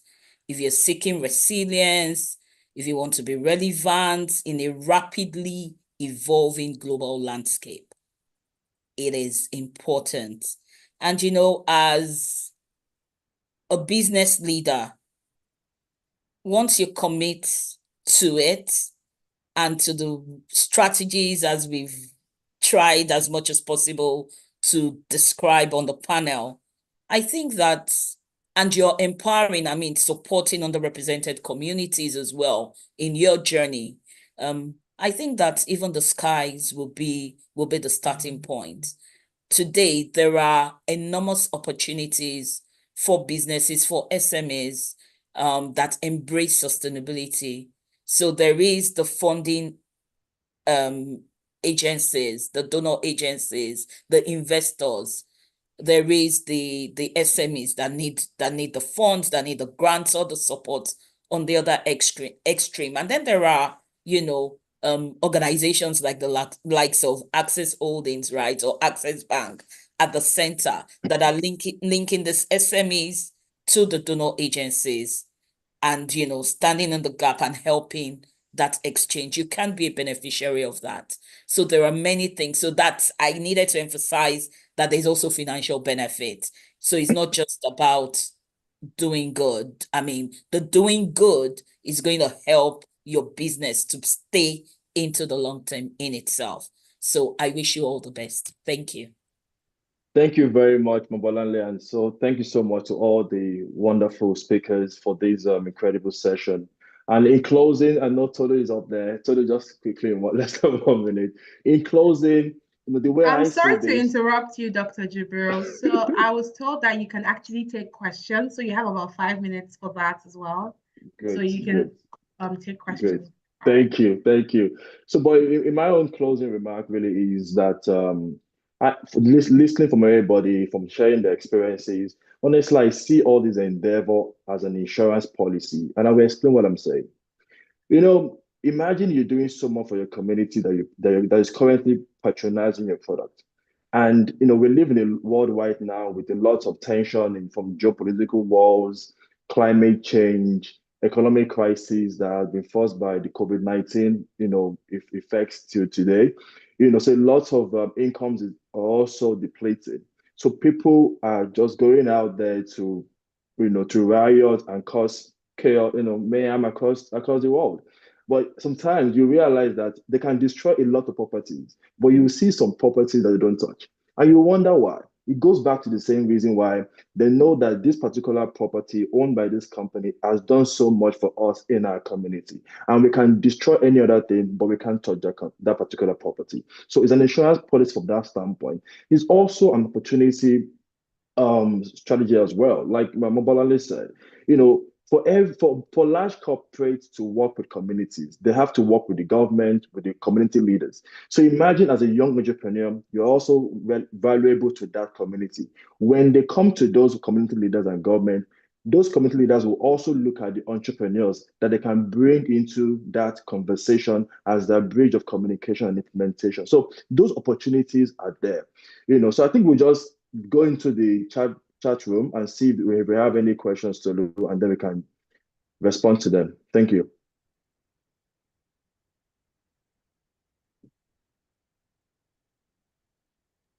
All right, ladies and gentlemen, if you have questions, kindly put it in the Q&A session. We will do well to, read out your questions, and our panelists will answer them.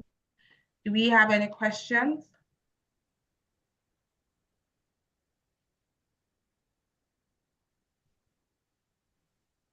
Okay, trying to check. Okay. I don't think we have any questions at the moment, but I have a few comments here. Quite a number of people had things to say, while the panel session was happening. This comment is coming from, I'm trying to check out, okay. Jack Chu says, Evelyn, well done. That's a robust approach in capturing even those considered unbankable to financial social inclusion. Keep it up. All right, Boyega is also saying that, I think the regulatory body should see the effort and leverage on it to reintegrate people back into the identity system. At that level, there is an established limit to transaction that can take place. Keep pushing, Evelyn. So, Evelyn, you have quite a number of people, commending the work that you do at Safaricom. Tola Oduyemi is saying it's interesting that many companies are focused on partnering with foreign international development organizations like UNICEF. I've heard this referenced by 2 different organizations represented on this panel. Why is there a preference for these over indigenous development or program partners? I think that's a question. So why do many companies prefer to partner with foreign international development than indigenous organizations? I don't know if there's anyone in the panel session that would like to answer that. Okay, so I think I can speak to that because I referenced UNICEF, but I also referenced, and that I think that comment must have come before I answered the second question. Yeah. Yes, which referenced local organizations as well. So yes, organizations will partner with local and international organizations. So you look for where you will get value for the investment in that partnership. And so, yes, there are local organizations that we partner. I gave the example of Free Recycle as an example. Yeah, thank you. All right. So we have another question from Chijioke, and he's saying, my question is about climate funding. How can African businesses access or take advantage of this funding towards sustainability, considering how government manages funds in Africa, especially in Nigeria? I mean, I will answer that because, I actually specialize in climate investment on the continent.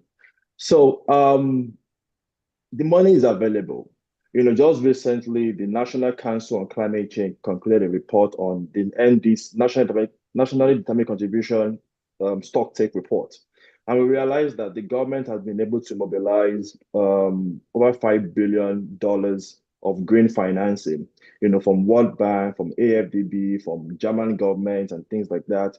And I would tell you that even with the fact that the government manages that kind of capital, they have been managed effectively well because the implementation and the governance structure around it is very transparent. And for example, I will just talk on the solar project, being managed by the Rural Education Agency, whereby they've provided 100 megawatts of solar across the country, powering tertiary universities, about 13 of them as we speak, and millions and millions of small households in rural communities, and they work with the private sector, with young entrepreneurs, that are into solar installation, also crowded in a lot of young female installers to participate in this installation process. So a lot of work is going on there. A lot of work too has been going on for many, many decades, with the World Bank, IFAD, in ensuring that we do a lot of stuff in combating food insecurity, in climate smart agriculture, investing heavily in irrigation system, investing heavily in what we call climate and drought resistant seed.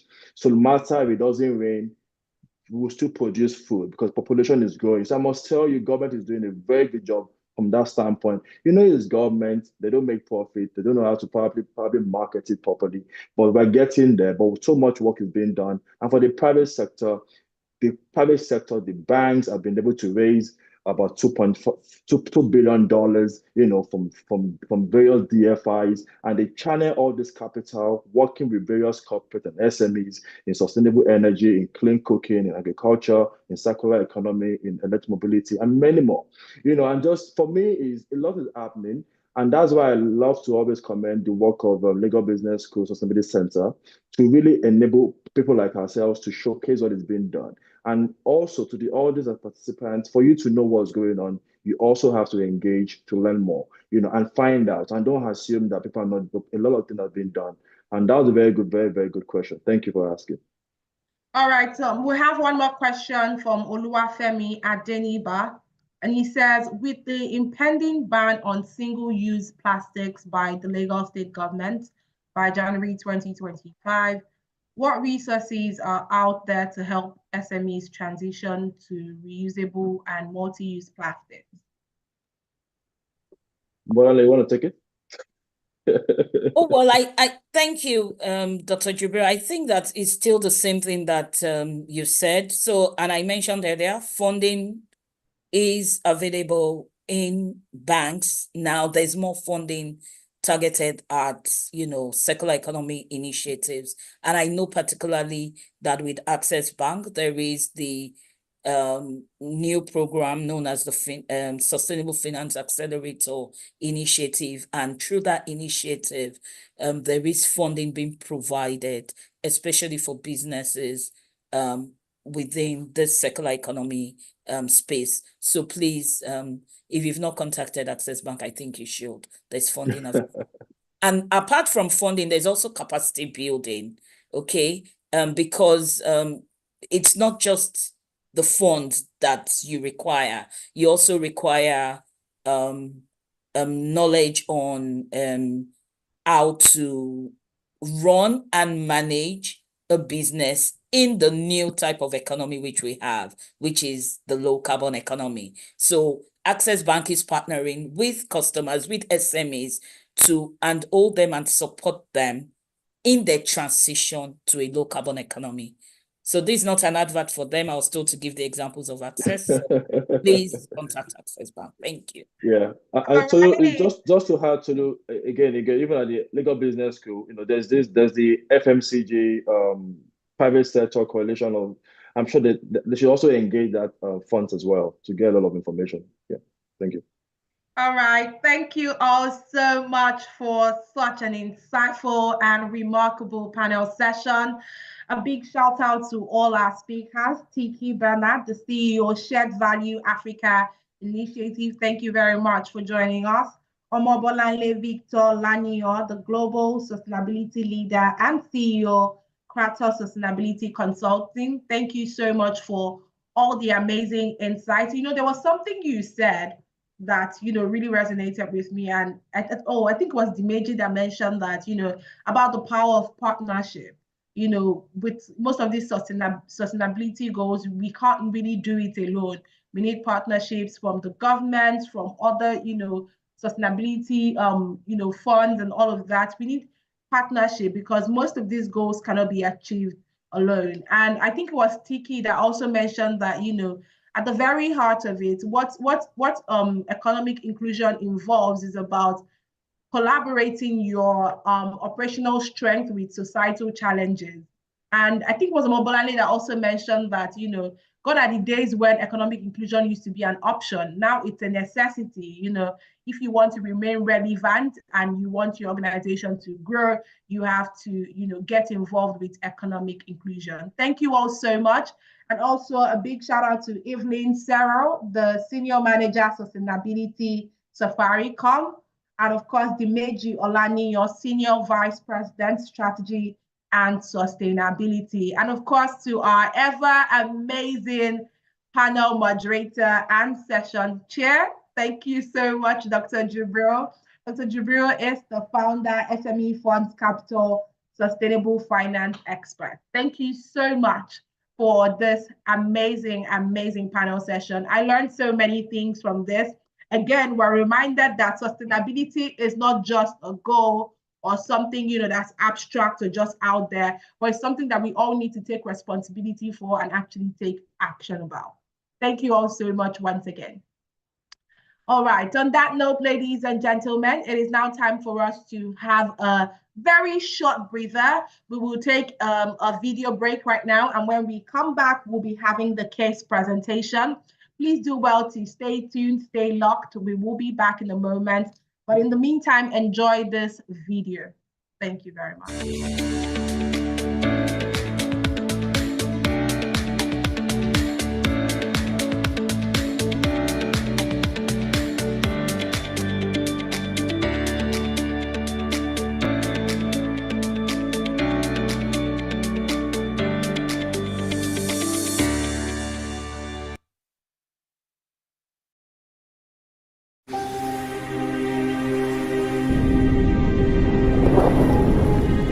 What is it about Africa? Some see struggle. We see opportunity. This is where we thrive. Africa is a land of contrasts. Hundreds of millions of our people live without access to clean water and electricity. Yet we have more entrepreneurs than any other continent, and by 2050, half of the world's youth will be African. Africa's been busy. We're urbanizing, embracing technology. We're sprinting forward with some of the fastest growing economies in the world. It's time for African-driven solutions to African problems. It's time to seize the moment and create our own narrative to build the Africa we want. Business has the power to bring about change at scale and make money doing so. The shared value business model reconnects business success with social progress. Shared value is also about partnerships, building business networks that create inclusive growth. The power of collaboration should never be underestimated. If we can bring together businesses and communities from across Africa with a shared purpose, we can build economic value and, most importantly, value for society. It's time for Africa to become the economic powerhouse of the future. Become part of Africa's most powerful shared value business network. Join the Shared Value Africa initiative today.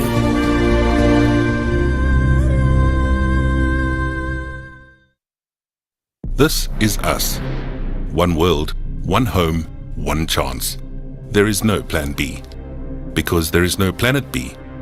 We can't simply press Ctrl-Alt-Delete, but we can reboot our corporate thinking and refresh our attitude towards the race for net zero by reimagining a sustainable tomorrow. It begins with an environmental, social, and governance model that will deliver a sustainable business advantage and measurable value. The question is, how can organizations deliver sustainable outcomes through effective ESG strategies? It starts with a conversation with us. We can shine a light on your company's impact on the environment. We'll discuss the use of natural resources, energy needs, reduction of waste, even policies on business travel. At PwC, we've mapped out more than 1,400 environmental tax incentives across 88 countries and regions around the world. ESG brings the very real dangers of climate risk to the table, but with solutions that can be implemented today. All it takes is commitment. The social factors within an organization will affect the company's financial performance. We can help you manage your relationship with your workforce.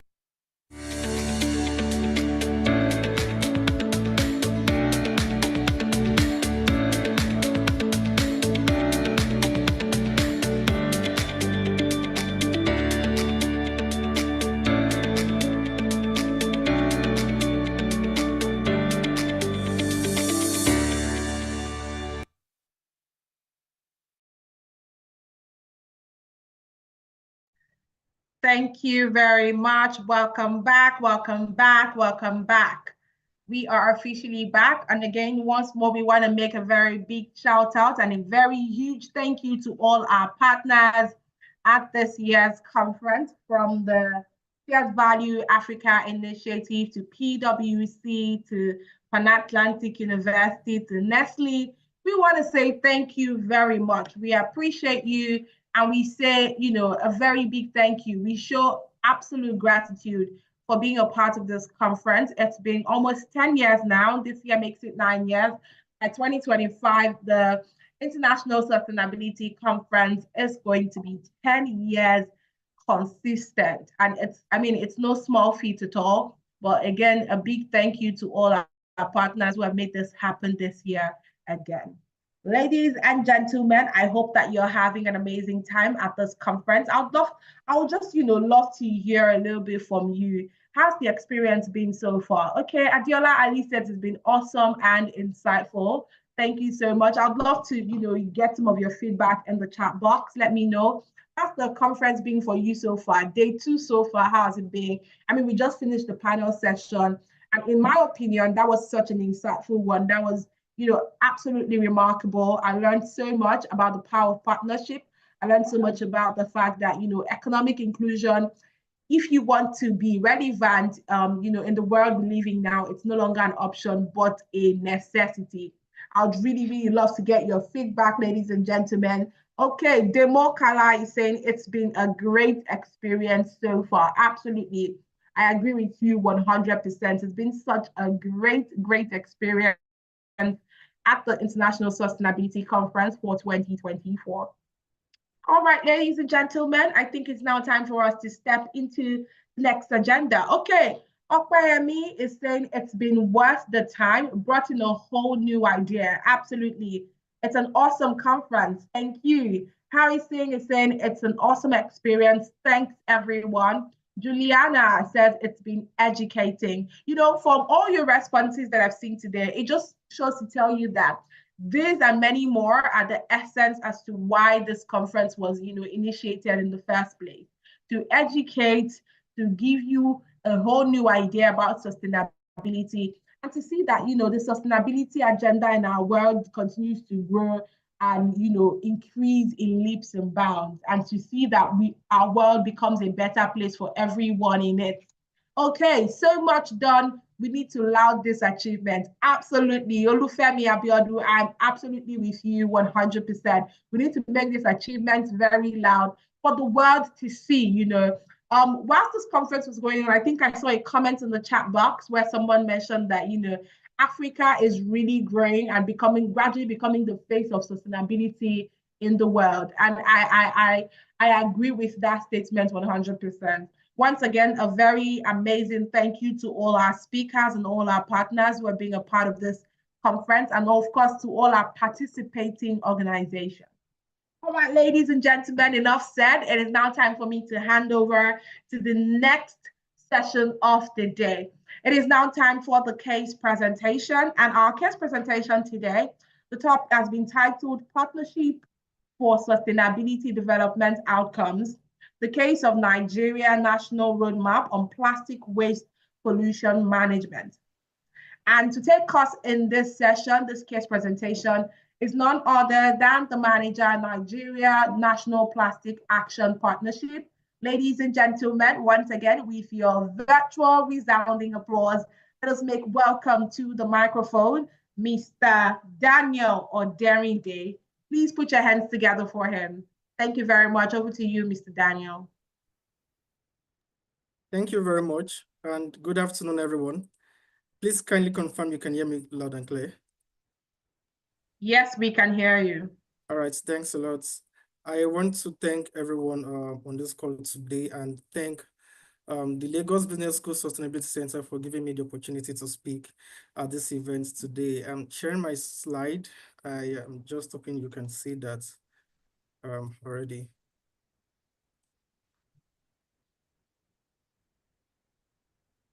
All right, please kindly confirm you can see my slide.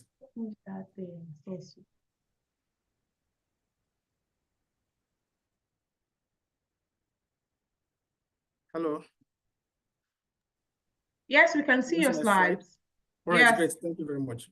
All right, so my name is Daniel Oderinde. I'm the manager for the Nigeria National Plastic Action Partnership, and I'll be speaking shortly on Partnership for Sustainable Development Outcomes. As we know, the Nigeria National Plastic Action Partnership is an initiative of the Global Plastic Action Partnership, and this is hosted by the World Economic Forum.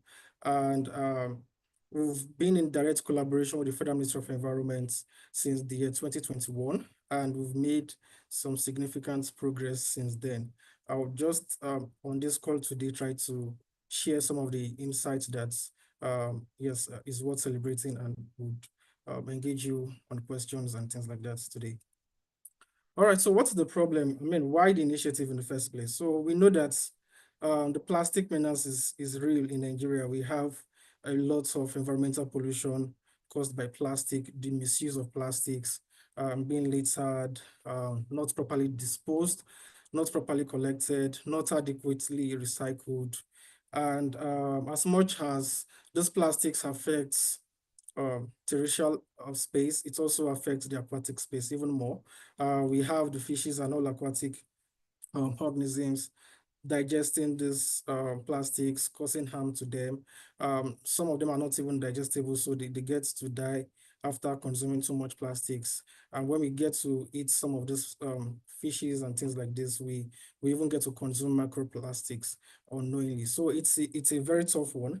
And it's projected that by the year 2040, we would have up to over 78% increase than what we have now in plastic leakage into the aquatic ocean and the aquatic space, and this is not a good one. And we also have estimated that about 90% of plastics would be mismanaged by the year 2040 if we continue the way we use plastics. So what are the root causes of these problems? We have the poor waste management infrastructure still in place in Nigeria. We see that as much as the government is trying, Lagos State, for instance, is really trying to boost collection and recycling, but then the infrastructure is not adequate to, collect plastics among other waste, household waste.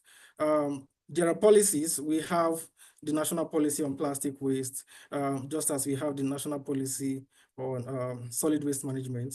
We also have different standards, and not specifically for plastics, but we have standards on waste management. We have developed at the moment the EPR guideline for plastics and other materials, but then implementation is a problem in Nigeria, and we see that this is really causing the issues we have as regards poor collection of plastics.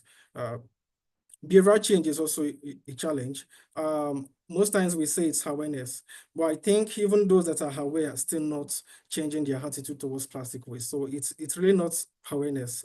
As much as we need to boost awareness, this behavioral change is something that we're still battling with in Nigeria, so that we get to make people really see the essence of properly disposing waste and making them do that. So those that are knowledgeable are not still doing it. That is a big challenge. And then the wrong perception towards sustainability. Most organizations still see sustainability as a nice to have, especially when it comes to plastics, because the government is not really focusing on that. Most organizations are not taking it so serious. I mean, to some organizations, I mean, there are more pressing issues, which is not the case, because plastic, if not well attended to, would cause a very big issue in the future, as it is causing problems now already.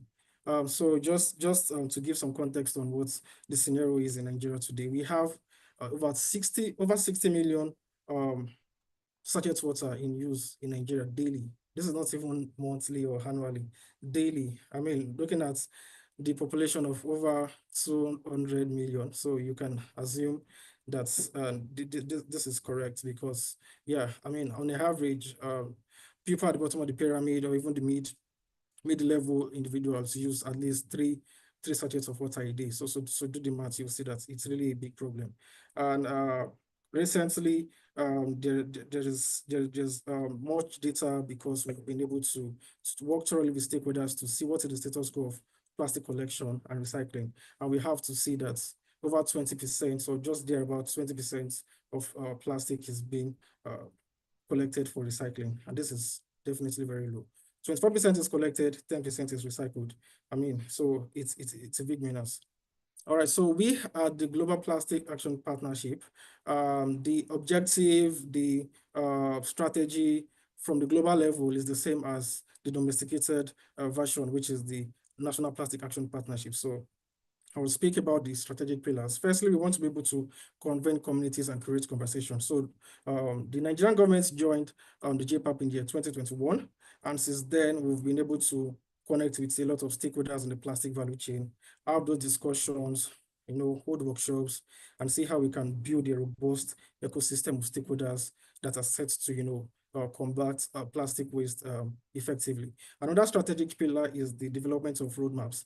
I mean, by generating insights, we want to be able to first understand what are the status quo of plastic flows in Nigeria in terms of the generation of plastic, the collection rates, the recycling rates, the import rates, the export rates, and things like that. So we've been able to do that, as we'll see in my slides as we continue. And then our last or third pillar is to catalyze strategic financing. As you know, financing is the bottom line of all these things. I mean, we really want to boost collection, we want to boost recycling, but then there's a need for financing to, boost infrastructure for recycling, boost infrastructure for collection, and things like that. So the GPAP at the moment stands at 19 NPAPs globally. We have the NPAP domesticated. We have the NPAP domesticated in other countries such as Vietnam, Indonesia, Ghana, and other countries across the globe. So far, we are at 1,883 members. That is by organization. And if you look down in Nigeria, I think we're about 300 thereabouts.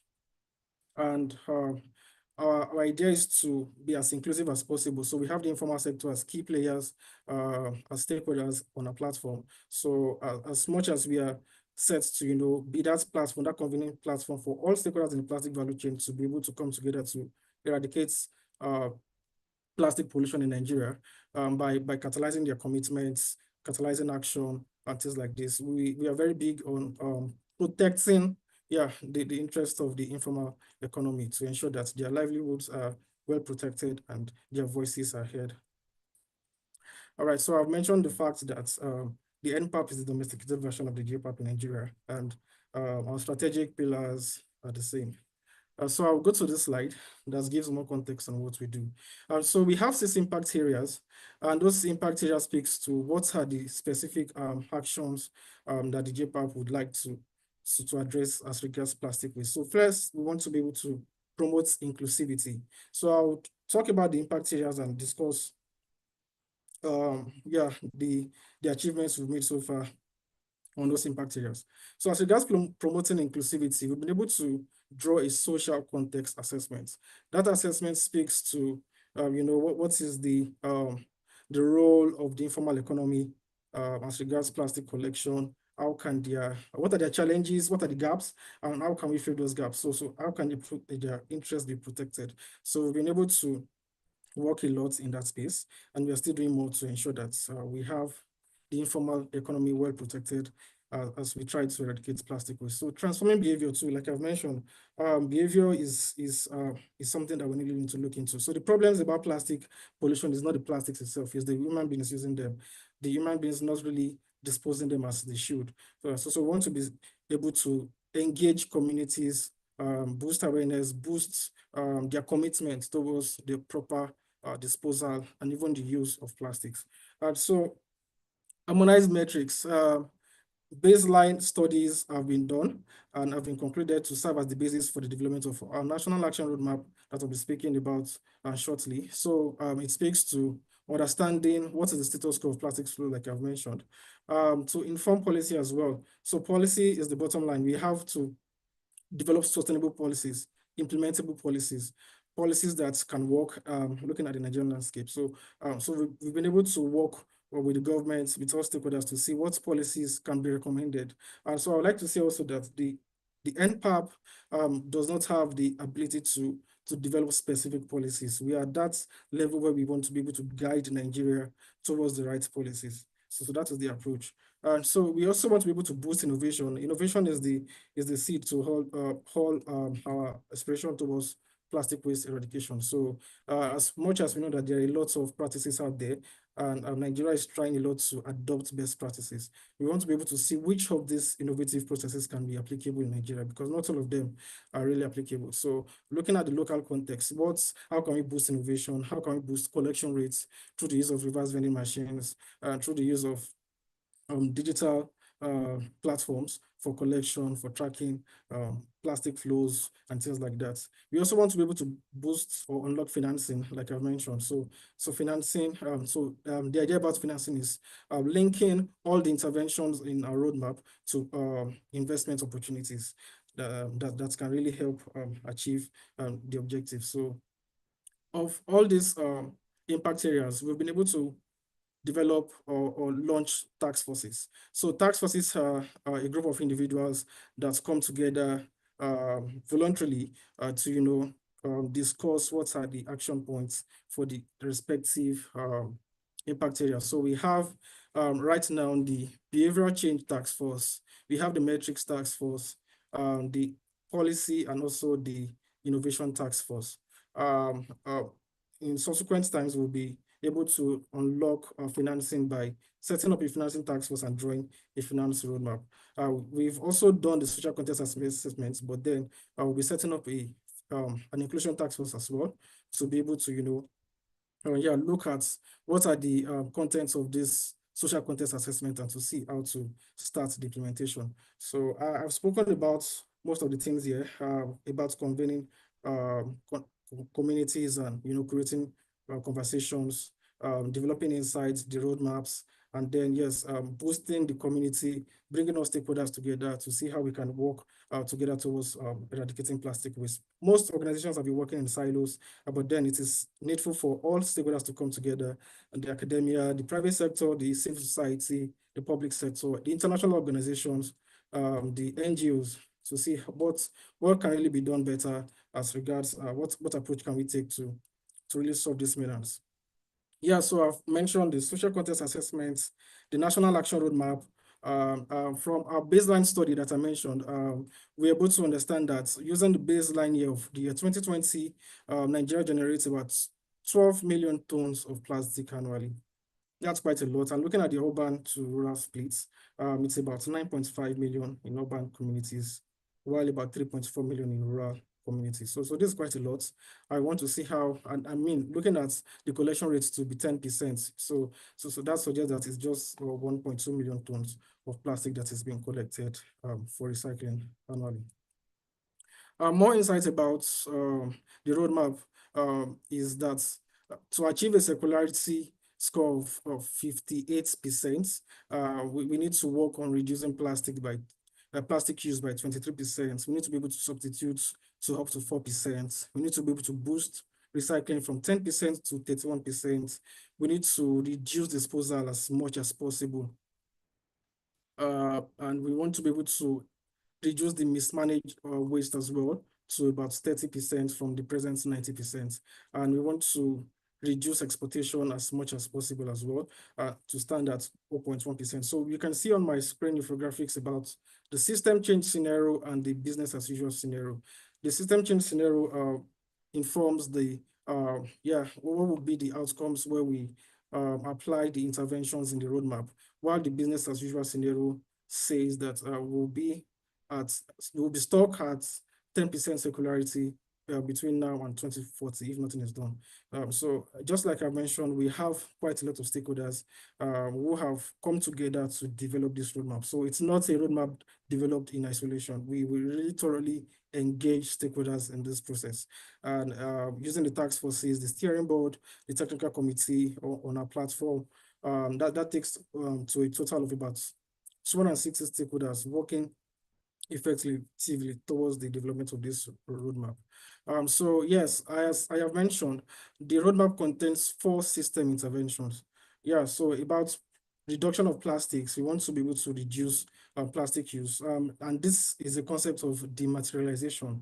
We've seen some organizations adopt that already, where some of these beverage plastics are being reduced, the thickness is being reduced because there's so much unnecessary plastics, the weight is too much. I mean, we can still have the same objective of the same quality when we reduce plastic. So what is the barest minimum for the use of the Heva Water, Nestle Pure Life and things like this?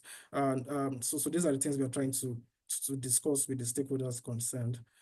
So substitute as well, we want to be able to substitute by 4%. So we have this low score because, most times when we talk about substitution of plastics, we say paper is a substitute, but then paper is not really the technical substitute if we look at it thoroughly. The only areas or the very low-hanging fruits as regards plastic substitution with paper is with single-use plastics, I mean the paper bags. So you can have paper bags easily. But then when it comes to other applications like the water, your sweet wraps, your beverage wraps and things like that, paper is not really a substitute because they don't have those properties to preserve the product. So yes, we want to still be able to reduce or substitute plastics regardless. Expanding collection and recycling is also key. There are different interventions or recommendations in the roadmap that speaks to what can we do to really upscale collection across board. And this largely involves the government, the participation of the government to really boost infrastructure, see it as a priority, not just as a nice to have, and see how to make it work. We've really been talking about waste separation at source, and this is something that has not really come to stay in Nigeria. I mean, we can start from the newly established estates and see how we can incorporate sustainability, incorporate the use of recycling bins in those estates. If they could get it right, and then we can extend it to even the rural communities and yes, Nigeria at large. So waste separation at source is a drive that will continue to be pushed by stakeholders, and I believe that we'll get it right as soon as all stakeholders are on deck to make serious approach towards achieving it. The last system intervention is to expand safe disposal measures to reduce the leakage of non-recyclable plastics into the environment. So as much as we know that most of these laminates that we use for sweet wraps, juice, many applications that are laminated, they are problematic. And so what can we really do about them? Can we incinerate? Is incineration even the best approach? And what really can be done to, safely dispose these plastics and make sure that they are treated properly?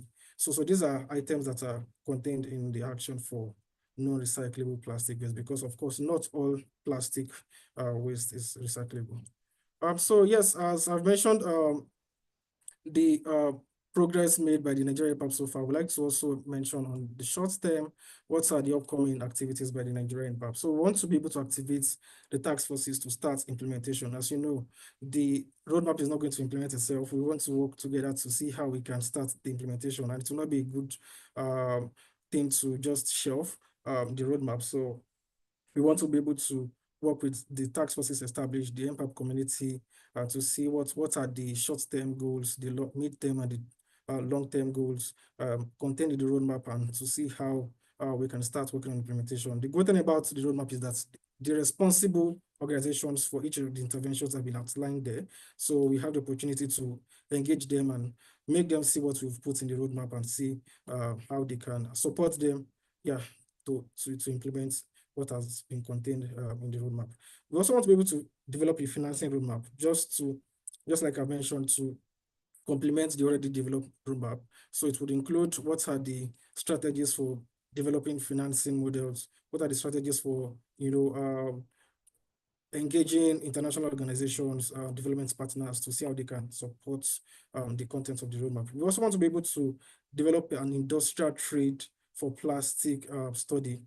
So we know the industry is huge as regards plastic management, and there's a lot of export activities.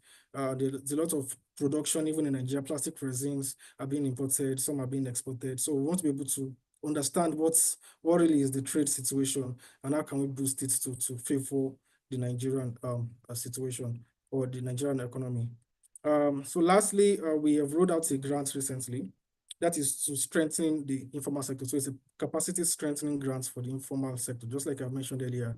The informal economy is priority for us. I want to see how we can boost their skills, their knowledge about collection. They are really key players in the plastic collection space, and we want to be able to engage them as much as possible to ensure that their work is being done effectively and their concerns have been met. So to provide more context about the capacity strengthening, we have given grants to YASIF, which is Young Advocates for a Sustainable and Inclusive Future. Also, Africa Women Power Network, CEIP, that is Circular Economy Innovation Partnership, and EcoGreen Africa. So in the next 6 months, these organizations will be conducting trainings for the informal sector players on how to boost their business. The drive is about formalizing the informal economy. So what can they do better? How can their financial skills be boosted? Their project management skills, teach them some kind of good hygiene applications and boost their technical skills as much as possible. It's all about education, supporting them with the right PPEs to use and connecting them with even the right partners to support their work. I know we have associations attached to these informal players. We have the waste management, informal waste management Association for Nigeria. We also have it in Lagos, and some other states have them as well. So these are activities we have lined up for next year and beyond. And we call for more collaboration with the plastic ecosystem. I mean, we are all concerned. So we want to be able to partner with organizations as much as possible to see how we can execute projects, trainings to boost the plastic waste management system across the board. So thank you very much. My name remains Daniel, and we also have Claire Mugoji, who is an advisor to the GPAP. And yes, you can feel free to please reach out to us through social media or through our emails if you have any questions. Thank you very much. Thank you very much, Daniel Oderinde, the manager, Nigerian National Plastic Action Partnership. Such an amazing case presentation. I can see that many people had a lot of amazing comments, which I'm going to be reading right about now. Quite a number of people had, things to say about the case presentation on the case of Nigerian National Roadmap on Plastic Waste Pollution Management. So Emmanuel is saying environmentally friendly culture is paramount for curbing plastic waste. Absolutely, I agree with that. I totally agree with that. We had some more messages in the chat box. People had things to say. Demo Kala says, I can agree less on the need for or I cannot agree less on the need for collaborations. Working in silos as being our downside. Yes, there is always a need for collaboration and partnerships. I mean, I think at the heart of everything we've been saying here, you cannot achieve most of these sustainability goals on your own. Okay, Olufemi Abiodun is saying, well done, Daniel. I particularly appreciate the inclusion of the informal sector. That's very important. Thank you very much. Can you speak? So I know that quite a number of people have questions, and I can see some questions already. So Daniel, please get ready to answer some questions. Okay, this is quite a long read, but I'm gonna go ahead and ask it anyway. So Joshua is asking that, can you speak a little bit about plastic credit? Yes.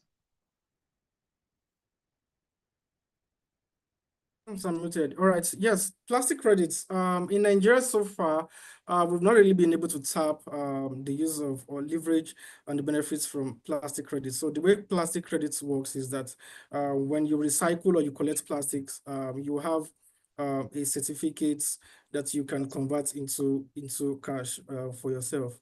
But there is presently no organization in Nigeria that is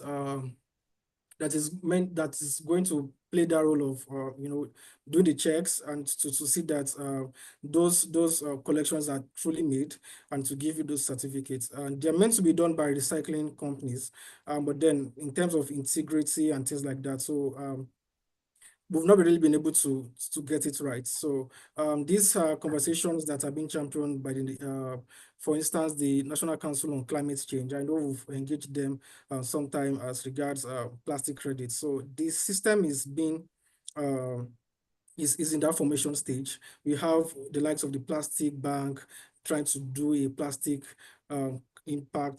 plastic credits impact program, plastic credit system, but it has not really been deployed into Nigeria. So that's what I can say for now as regards plastic credits. Yes. All right, thank you very much, Joshua. I hope that your question was answered. Omolara Afeni also has a question. She's saying, how can individuals get involved in or contribute to this roadmap? So people that want to, help with plastic waste pollution management in Nigeria, how can they get started? How can they get involved, or how can they contribute to it? All right, thank you very much. You can contribute by joining the community. We have already developed the roadmap, so you can join us in driving the implementation. That is what I can say.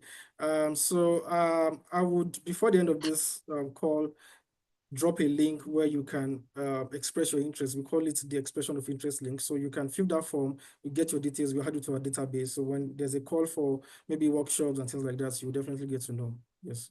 Are you going to put the link in the chat box? Yes, I'll do that. Yes. All right. Thank you. So Obalara, look out for the link that Daniel is going to post in the chat box so you can be a part of this, remarkable movement. Yeah. All right. I will also share the link to download the roadmap itself. Okay. Yes. All right then. Thank you very much. You have quite a number of questions now. Samuel Ibini is saying, thank you, Mr. Oderinde, for your presentation. But he has 2 questions. So first things first, you stated that paper is not the best substitute for plastic water wrap since it doesn't contain the preservative element. Does it mean that plastic remains the best so far? That's the first question. And what happens to producers like other juices that uses paper wrap? I mean, we know a lot of juices here in Nigeria that use paper wrap. So what do you say about that and what happens to them since, I mean, if plastic remains the best, so far? And secondly, as you stated, I'm looking for the question, sorry. All right, can you please give an example of plastic waste that are not recyclable? All right, okay, thank you very much. Let me start from the first one. What I actually said was plastic wraps, not plastic water wrap. So it includes your sweets wrap, and also some laminates. We call them flexibles, right? They're used for probably your tomato paste and your juice packs. I mean, Capri-Sun to give more context and things like that. So I mean, they have very, very sensitive requirements for preservation. I mean, imagine you putting a sweet in the paper wrap, it gets to stick to the paper and you won't really enjoy it after a while. So yeah, so these are the challenges. And so that's why most of the juice packs are still being used, using laminates. Yeah, the Tetra packs that we have today. And the Food and Beverage Recycling Alliance is trying a lot to see how they can be recyclable. The recycling rate is nothing to brag about at the moment, but there are other upscaling initiatives that can work with that. So it's not really recycling now, it's upcycling. You can just put some laminates together, use it to make a beautiful furniture. I mean, but then how many furnitures can you make with those wraps? Even the collection too, I mean, it's very low. Most people are focusing on plastic and the PET for collection. No one is really collecting those laminates. So as regards plastic waste that is not recyclable, so we have these likes of matrix composite plastics, or the likes of the polycarbonates, most of these very hard plastics that you use as chairs for bus stations. So there are some pavements. When you make a pavement, you've probably mixed plastic with sand and some other chemicals. They are not recyclable anymore. So that is the challenge with non-recyclable plastic waste. But the ones we have, the regular polypropylene, polyethylene, PET, those ones are 100% recyclable. Yeah, thank you. All right, thank you. Blessing Equere is asking, just as you rightly said, paper is not entirely a suitable option for plastic. Are there specific support for businesses who are trying to develop alternatives to plastic, just as you are offering, to the informal sector? Yeah, so this will be the role of the Innovation Task Force. This year, the NPAP or the GPAP has rolled out the grants targeted at the informal sector. It's likely if the grants will be rolled out next year, it could be targeted at innovation, for instance. Yeah, so there are possibilities like that. And the NPAP community is also looking around partnering with other organizations to see if they have any plan to boost innovation. So there are platforms that can come up, there are innovation challenges that can come up. So you just have to stay tuned, because most organizations are beginning to support innovation as much as possible. So if there's going to be any grants targeted at innovation, specifically the use of paper substitutes. I mean, you can make paper bags. It's not wrong. Paper bags, we have some supermarkets using paper bags already, but they're more expensive. You can't compare the price to to the regular plastic bags. And when they ask the customer to pay more, there's a challenge. Nobody wants to pay. So yes, but then we'll get it right. So what I would say is, let's look out for what is going to happen next year. If there's going to be a grant next year, it's likely going to be targeted at innovation, but let's see. Thank you. All right, then. Thank you very much, Daniel Oderinde. That was such an insightful and, amazing case presentation, letting us understand the roadmap on plastic waste pollution management. Thank you so much. I know that many of us have learned so much from this conversation today. Wow. Joshua is asking this question. After Joshua's question, we're going to move on to the next agenda for the day. Okay, so I'm going to just take Joshua's question. He's saying, my startup is building blockchain digital monitoring, reporting, and verification to help with the identification, to help with the integrity and verification of plastic credit. Who can we reach out to for collaboration at the Nigerian National Plastic Action Partnership, right? And also there is another challenge on how we can get the plastic credit sold when it is generated. So how does this company, your startup, go about that? Yeah, so I would recommend that you speak with the National Council on Climate Change. I know presently they're working on something related to the plastic credits. And like I mentioned earlier, it's not so much, it's not very established in Nigeria. And that is why you don't have the avenue to sell it in Nigeria yet. And so, I mean, that can change next year, because there are a lot of activities going on the ground. So what I would say is you should keep working on your solution. You can connect with Jivo. I'm not sure you know Jivo. Jivo is also inclined into things like digital economy and doing things around plastic credit. So Jivo and NCIC, National Council on Climate Change, that's NCCC. So those two organizations, they're good to talk to. Thank you. All right, thank you very much, Mr. Daniel Oderinde, the manager, Nigeria National Plastic Action Partnership. Thank you so much for helping us understand the national roadmap on plastic waste pollution management. All right, ladies and gentlemen, we're gradually coming to the end of today's session. I know that we've been having such time to learn, and it's been very inspiring and very educative so far. I've learned so much, just spending time here today. All right, ladies and gentlemen, we've had the panel session, we had the case presentation, and we also had the insight presentation by Tochukwu. Right about now, we're going to have someone come up to give us the summary of all the things that we've learned. So in case you joined us, halfway and you missed some part, this is the part where you pay rapt attention, because, we're going to be getting the breakdown of every session today, and it's going to be giving us a summary of all the learnings. So ladies and gentlemen, International Sustainability Planning Committee member and Sustainability Manager, First Land Campina, Nigeria. Ladies and gentlemen, please, with your virtual applause, let us make welcome to the microphone, Kunle Abiola. Thank you very much. Over to you, Kunle. Thank you so much, Tolu. I think you've done a wonderful job of presenting today and introducing all of the participants and speakers. All right, we know that our time is far spent. After listening to all of the wonderful remarks and insights that have been shared today, I will try and do a quick but in-depth, analysis of summarizing all of the learnings from today's speakers. And I'll start quickly with the CEO of the Shared Value Africa Initiative, Tiki Bernard, who shared a goodwill remarks with us. And in her remarks, she talked about the incredible opportunity to shape the future of Africa. And, this is an opportunity that we Africans have to do it by ourselves. And she stressed on the fact that the time for Africa is now. And we can lead the way and show the world what African leadership and African innovation is all about.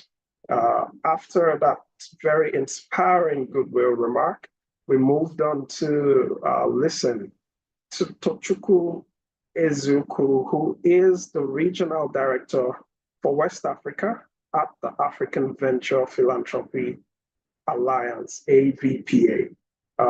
Tochukwu shared with us a very insightful presentation, and truly did not have much time to do justice to this, but left us with very thought-provoking and actionable insights on leveraging venture philanthropy for a sustainable and inclusive future in Africa.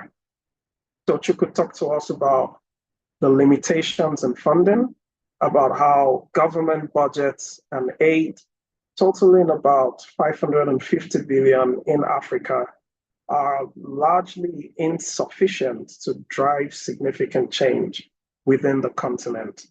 However, he spoke to us also about how unlocking private capital, which at the continent currently is about $450 billion, and this offers immense potentials if we are able to unlock this private capital. Tochukwu also spoke to us about innovative financing. He said that Africa needs innovative financing models that balance profit with impact. He stressed on the concept of catalytic capital, which can be gotten from aids and can serve as a spark to test and refine the financing models. As a call to action, he also reminded us that the African Venture Philanthropy Alliance, AVPA, is raising some funds up to $200 million to address the gap and to also drive scalable solutions. He mentioned that organizations and individuals should and can explore how to contribute or align with these efforts for transformative change. All right, so in wrapping up that session on the insights, he spoke about the need for collaborative and innovative financial strategies to create long-term impact across Africa. I know that we spent a good deal of time listening to the very well-seasoned and expert panelists, all of them in their own right within their own industries. And this panel session, very well moderated by Dr. Jubril Adeojo, was focused on driving economic inclusion and social impact through business. Dr. Jubril, while introducing the panelists, spoke about the role that business plays in uplifting the well-being of vulnerable groups. He also spoke to us about the experience of working on the evolution of charity to donations, to CSR, to social impact and sustainability. And it reminded us that when a business does good, it is an insurance policy as the community that benefits from the business activities ends up protecting the business for doing good. The panelists were also very, very spot on in their comments. Tiki Barnard came on again as a panelist, the CEO of Shared Value Africa Initiative, and she spoke to us about how SMEs are not just contributors to economic inclusion, but champions of it, and stressed that it is the collective responsibility of large organizations to ensure that SMEs receive the support and the tools, and they are given the opportunities that they need to realize their full potentials. Also closing out by saying that when we empower an SME, we empower communities. And when we empower communities, we create a more sustainable Africa. Very powerful words indeed. We also heard from Evelyn. Evelyn is the Senior Manager of Sustainability at Safaricom, and she shared very, very insightfully and closed out by saying that sustainability is a journey and not a destination. There are lots of opportunities to build on year on year. And when you go further with people, you will get far. So she encouraged us to reach out, to work with people, to collaborate so that we can go further. Dimeji Olanio also spoke to us. Dimeji Olanio is the Senior Vice President, Strategy and Sustainability at Airtel Africa. And he very succinctly put it in his conclusion that there is no quick fix. We have to be open to learn through the process. As we embed sustainability in our businesses, it opens up new opportunities. And this is Dimeji speaking from experience at Airtel. He spoke also about how partnering with other SMEs that have the same vision is the way to go, and encouraged businesses not to do it alone. We also heard from a very experienced Omobolanle Victor Lanio, who is currently the CEO at Kratos Sustainability Consulting, and she admonished us that the pursuit of economic inclusion is not optional, irrespective of your business size. If you are empowering communities in your journey, the sky will be your starting point. Very, very powerful words spoken by Omobolanle, who also closed out by saying to us that there are financial benefits from donors, investors, and also to SMEs. And the banks that links both sides together, the donors and investors with the SMEs. So it is not just doing good, you are also able to receive financial benefits. And that wrapped up a very insightful and indeed inspirational session where we listened to the panelists talk about economic inclusion and social impact. And last but not least, we have just listened to Daniel Oderinde, who is a manager at the Nigerian National Plastic Action Partnership. It made a case presentation about the Partnership for Sustainable Development Outcomes. I believe that we have very, very good memories from his conversation just now, addressing Nigeria's plastic pollution crisis. And he ended by saying, with Nigeria producing about 12 million metric tons of plastic annually, but recycling only about 10%, which is 1.2 million tons, urgent action is required to attract strategic financing, to inform policies, and to transform behaviors for a more sustainable future. Indeed, I think we have had a full day of learning, and we are indeed very, very grateful to the Lagos Business School Sustainability Center for putting today's and yesterday's conference, two-day conference together. Very impactful indeed. Back to you, Tolu Thompson. Thank you very much, Kunle Abiola, the International Sustainability Conference Planning Committee member and Sustainability Manager, First Land Campina, Nigeria. That was such a loaded summary, like literally broke down every session of today. And like you rightly said, it's been such an impactful session. It's been such an eye-opener and a very educative session today. And we're indeed grateful to all our speakers and everyone who made today a possibility. All right, ladies and gentlemen, we'd just like to take a few testimonials right about now. It's been such an amazing day. I want to believe that it's been an amazing day for you as well, or I know for a fact that it's been such an amazing day for you as well. So please do well to put in the chat box, let us know, your testimonials about the International Sustainability Conference, and some of the things that you would love to see next year. We can't wait to have you again November next year. Please put it in the chat box. We'll do well to read it out, because know that this conference, the goal of this conference is to help us do better with the sustainability goals, and to see that lives are changed, people are doing better. So we'd like to get some of the testimonials from this event today. I mean, day one was yesterday, today day two.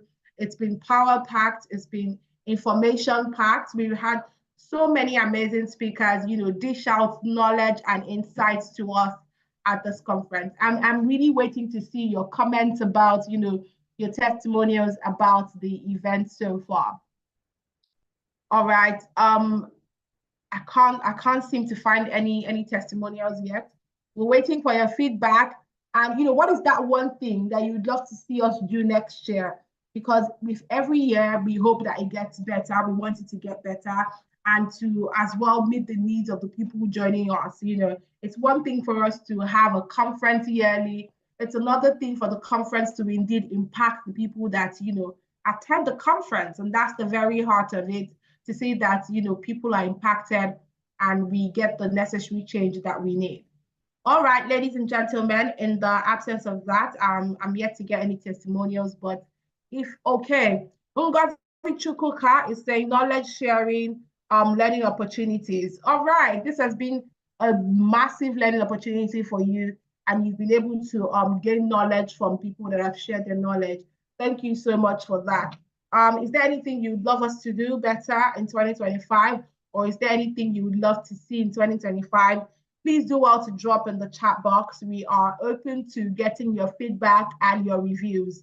Okay, Emmanuel is suggesting an online breakout session for next year if possible. Okay, you want an online breakout session? All right, we have that noted. I know Arava is going to take that note, and next year, 2025, we hope to have an online breakout session. All right, networking opportunities. I believe that, with every year, the networking opportunities have been open. For instance, Tochukwu dropping the link to his LinkedIn, and you can reach out to him saying, I'm from the 2024 International Sustainability Conference. You were a speaker, you gave an insight presentation. When you introduce yourself that way, it remembers that you're from this conference, and that's an opportunity for you to network. Okay, only Tochukwu. You can just as well type the name of the other speakers on LinkedIn, search for them, find them and tell them, I'm from International Sustainability Conference, thank you. All right, Azubike Oba says, quite an eye-opening seminar. Absolutely. It means that sustainability has become the core of doing business. Fantastic. That is absolutely right. And he's saying a huge thank you to the organizers. Everyone is saying thank you to all our organizers, to all our partners, and all participating companies. All right, ladies and gentlemen. Okay, Bukola is asking, do we have access to the presentation slides? Arava is going to answer that when she comes up stage. Samuel Ibini is saying, a great knowledge sharing conference by fantastic presenters. I'm looking forward to a better edition in 2025. Definitely. 2025 is going to make it 10 years since the International Sustainability Conference has been on. So expect something bigger, something better, something more sustainable, if I'll say. All right, very informative and enlightening program by Olufemi Abiodun. Ngozi Chukwuka, Evelyn is saying, my name is not Temitokwe, my name is Tolu Thompson. Thank you very much. Thank you. All right. My name is Tolu Thompson.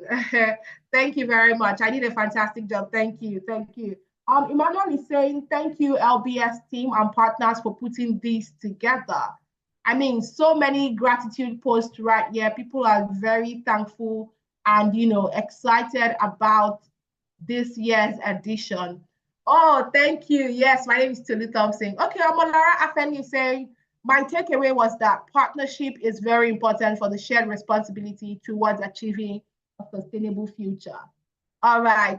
Thank you. I can go on and on reading all the messages, but right about now, it is time for us to take the closing remarks. Ladies and gentlemen, you've had such thank you, Samuel. Thank you. Of course, Tolu has an endearing moderation aura.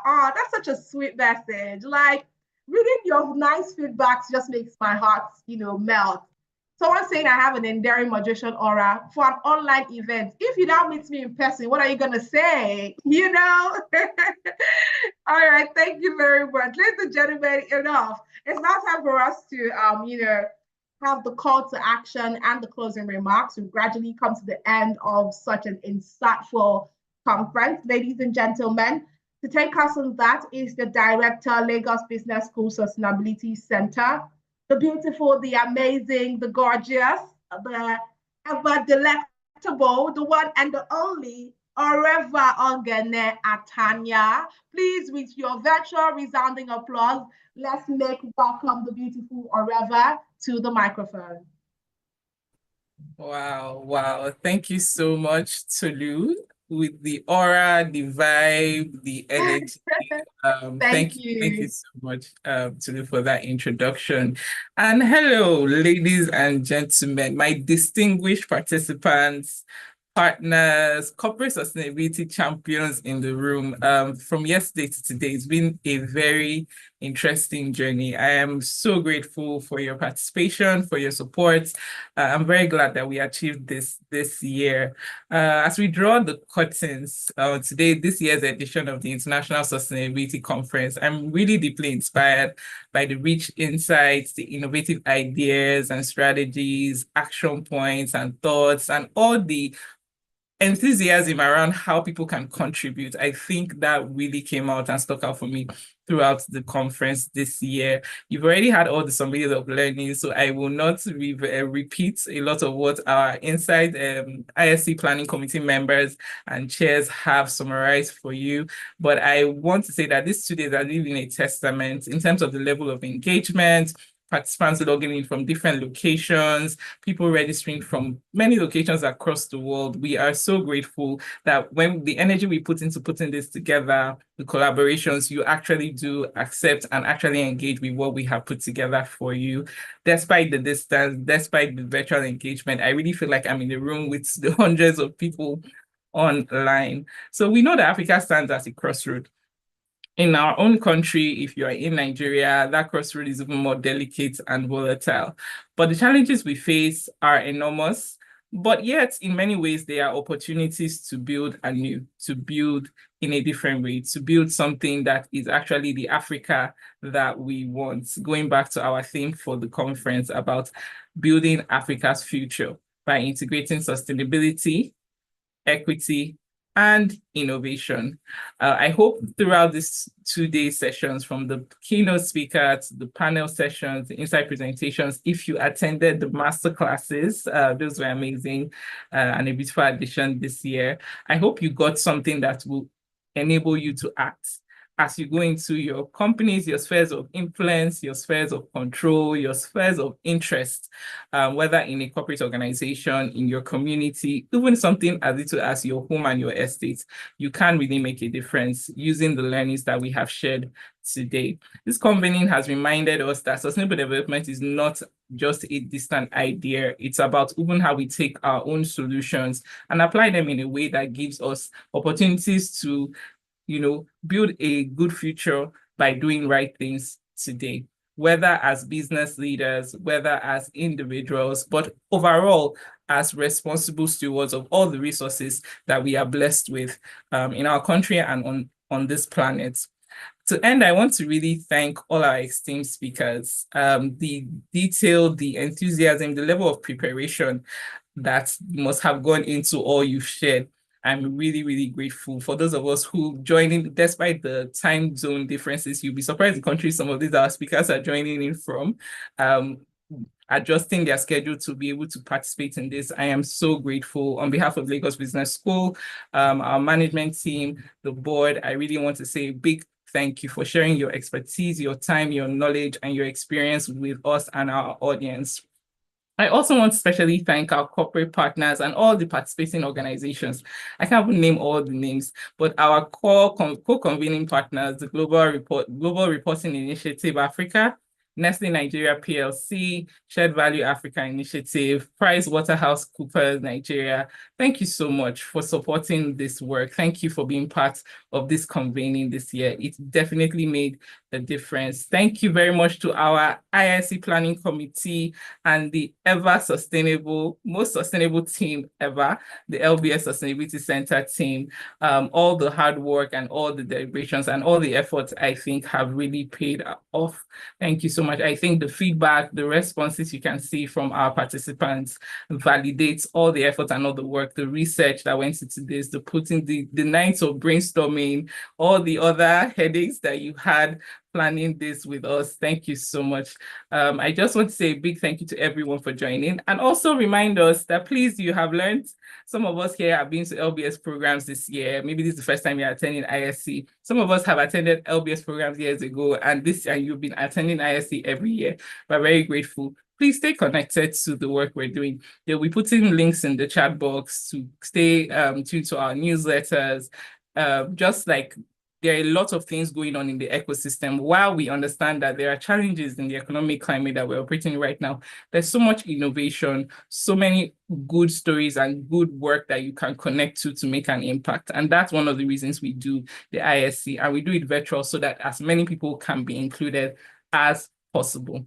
Thank you very much for joining us. And I know that you will take these action words and act on it. And hopefully next time I'll be able to get some people from the audience side to come and be making presentations and insight presentations at ISC in 2025. For some of the suggestions around networking events and all that, we have so many of all that are not part of ISC. So please connect with the Sustainability Center on social media, follow our LinkedIn page, join our subscriber community, and you'll be able to get a lot of news about when those are happening and you can participate. There's also going to be a lot more masterclasses, open programs, certificate programs that are going on, even programs we can come and do within your organizations. A lot of our corporate partners are on the call. Thank you very much for not just engaging with us in the classroom, but being part of this as well. To Tolu Thompson and all the teams since yesterday, and Otto, who compared for us and coordinated this. Thank you so much. This has been a master production. I am so proud of you all, and I am very grateful for all the effort. Thank you so much. And back to you, Tolu. You're muted. I can't hear that your lovely voice now. Thank you very much, Areva. Thank you so much. That was such, an amazing vote of thanks. You mentioned everyone, and honestly, it's just beautiful to see that a lot of things happen behind the scene, and people just see the amazing work on the outside, but they don't know that there's a lot of, hard work and sweat and tears behind the scene. Thank you for, appreciating every one of us. Please, I'll just like to make a very quick announcement. So, Blessing is asking for Mr. Daniel Oderinde's link because he said he was going to put a link in the chat box. I think she asked a question about our organization contributing to the plastic waste management. So please would expect that he puts up the link pretty soon so that— Okay, he puts it up. We'll reshare it again. We'll share it again. Right. And you get it as part of the closeout materials when you get the presentations and all the links to things that were part of ISC this year. So don't worry, even if it's not in the chat, you will get it as part of your communique for everyone who registered for the conference. All right. Thank you very much. Thank you so much, Areva. All right, ladies and gentlemen, we have now come to the very end. But before we close this conference officially for the year 2024, there is a poll that would be up pretty soon. Please do well to fill the poll. We just need your feedback and reviews about the event. Yes, thank you. The poll is up right about now. Please do well to fill the poll. So on a scale of 1 to 5, please rate the conference. Please, we would need you to rate the conference on a scale of 1 to 5. Thank you.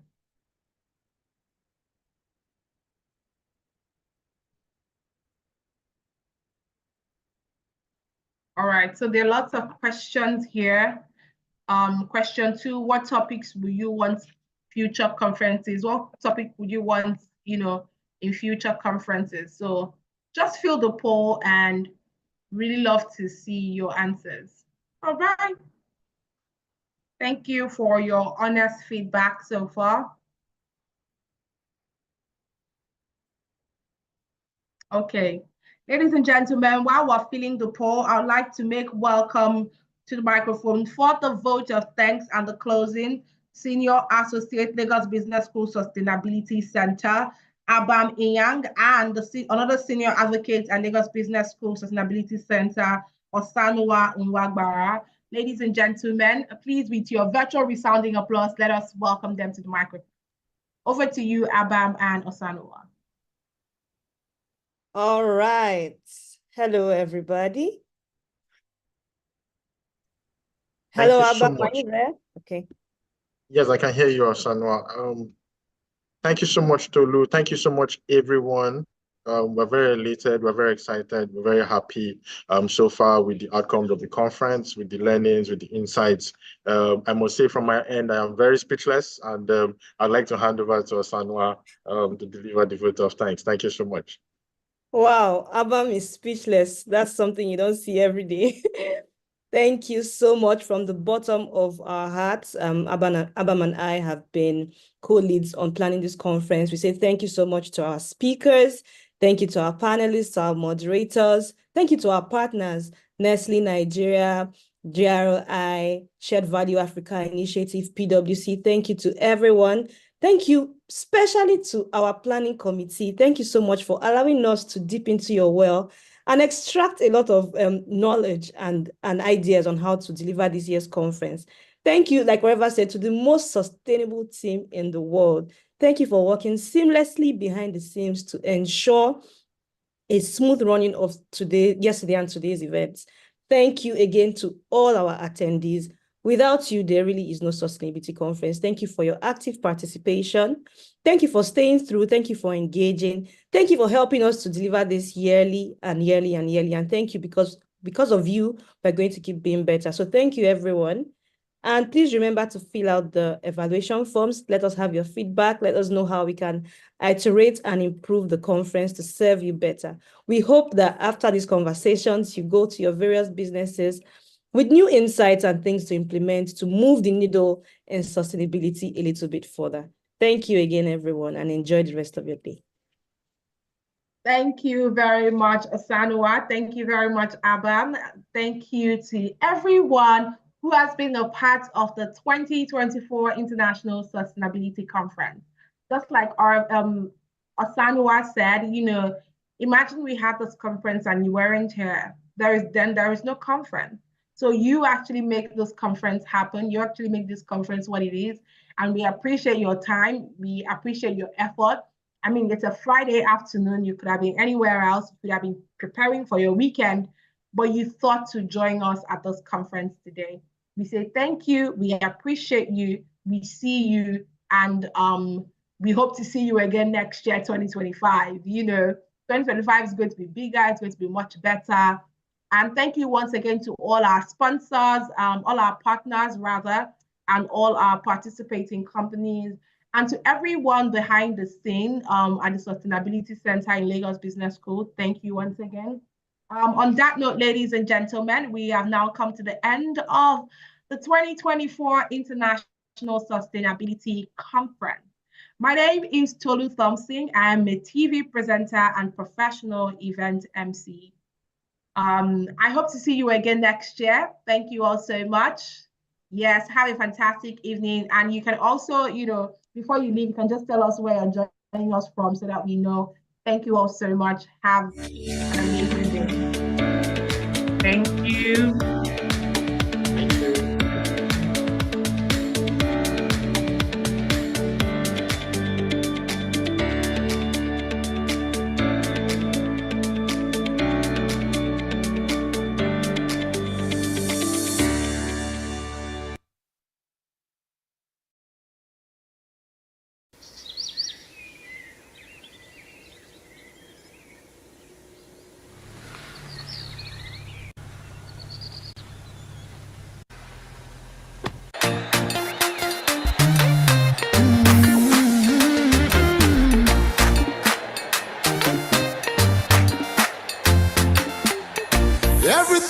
Put your hand, go walk.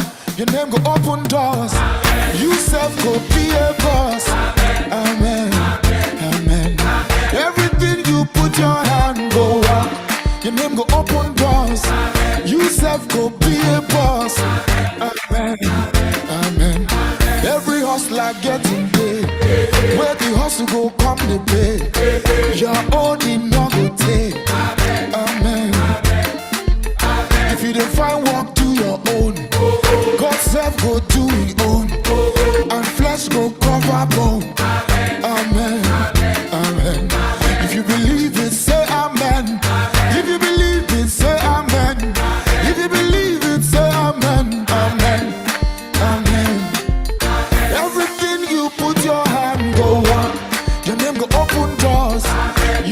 self go be a boss.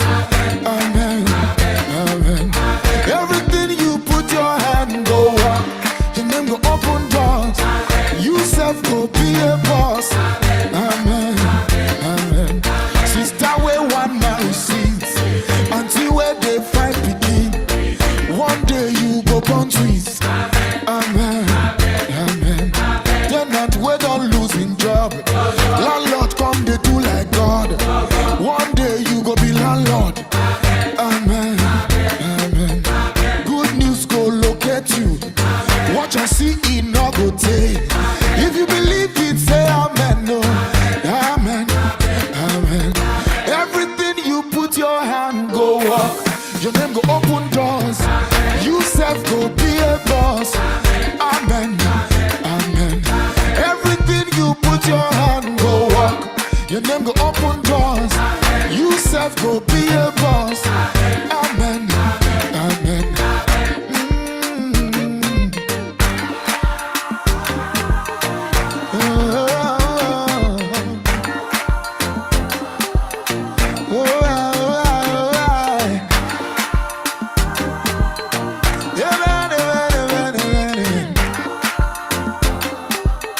Long life go follow you. Strangers go favor you. Great men go honor you. Amen. Amen. One day you go sign the check. Oh. You self go drive that Benz. Oh. This life go still make sense. Oh. Amen. Your children go make you proud. Oh. Bad people no go pull you down. No. One day you go run this town. Oh. Amen. Amen. You self go spray me money. Baby go call you honey. You self go host the party. Amen. Amen. Dangote go be your friend. Otedola go be your friend. Adenuga go be your guy. Amen. Amen. Elubelu go be your guy. Abdusamad go be my guy. Rabbi you go be my guy. Amen. Amen. Your life no go end in shame. Your business go bring you gain. If you believe it, say amen. Amen. Amen. Amen.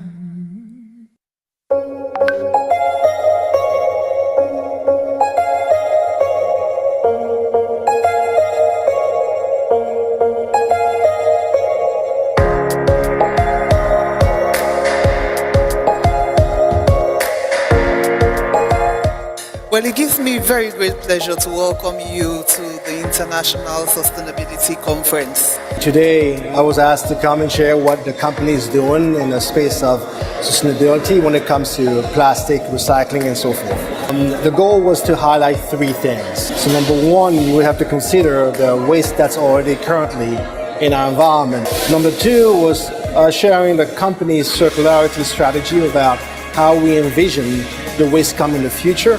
And number three, how we partner with others.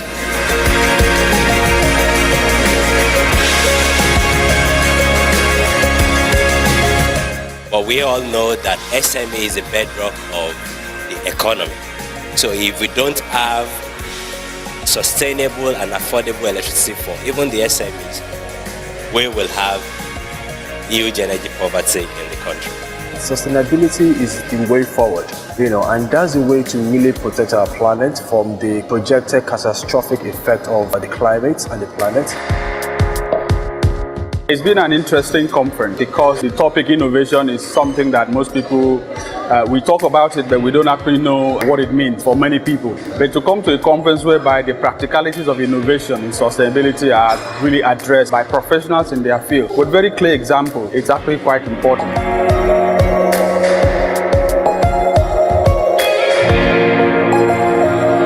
In the panel I chaired, when we talked about creating sustainable business model to combat and end poverty, absolutely is a way to go, because a lot of business models have been tested in the market and they're working. So the next thing is, how do we then scale? That's the way I see us tackling poverty in Nigeria and to position Nigeria as one of the leading African countries.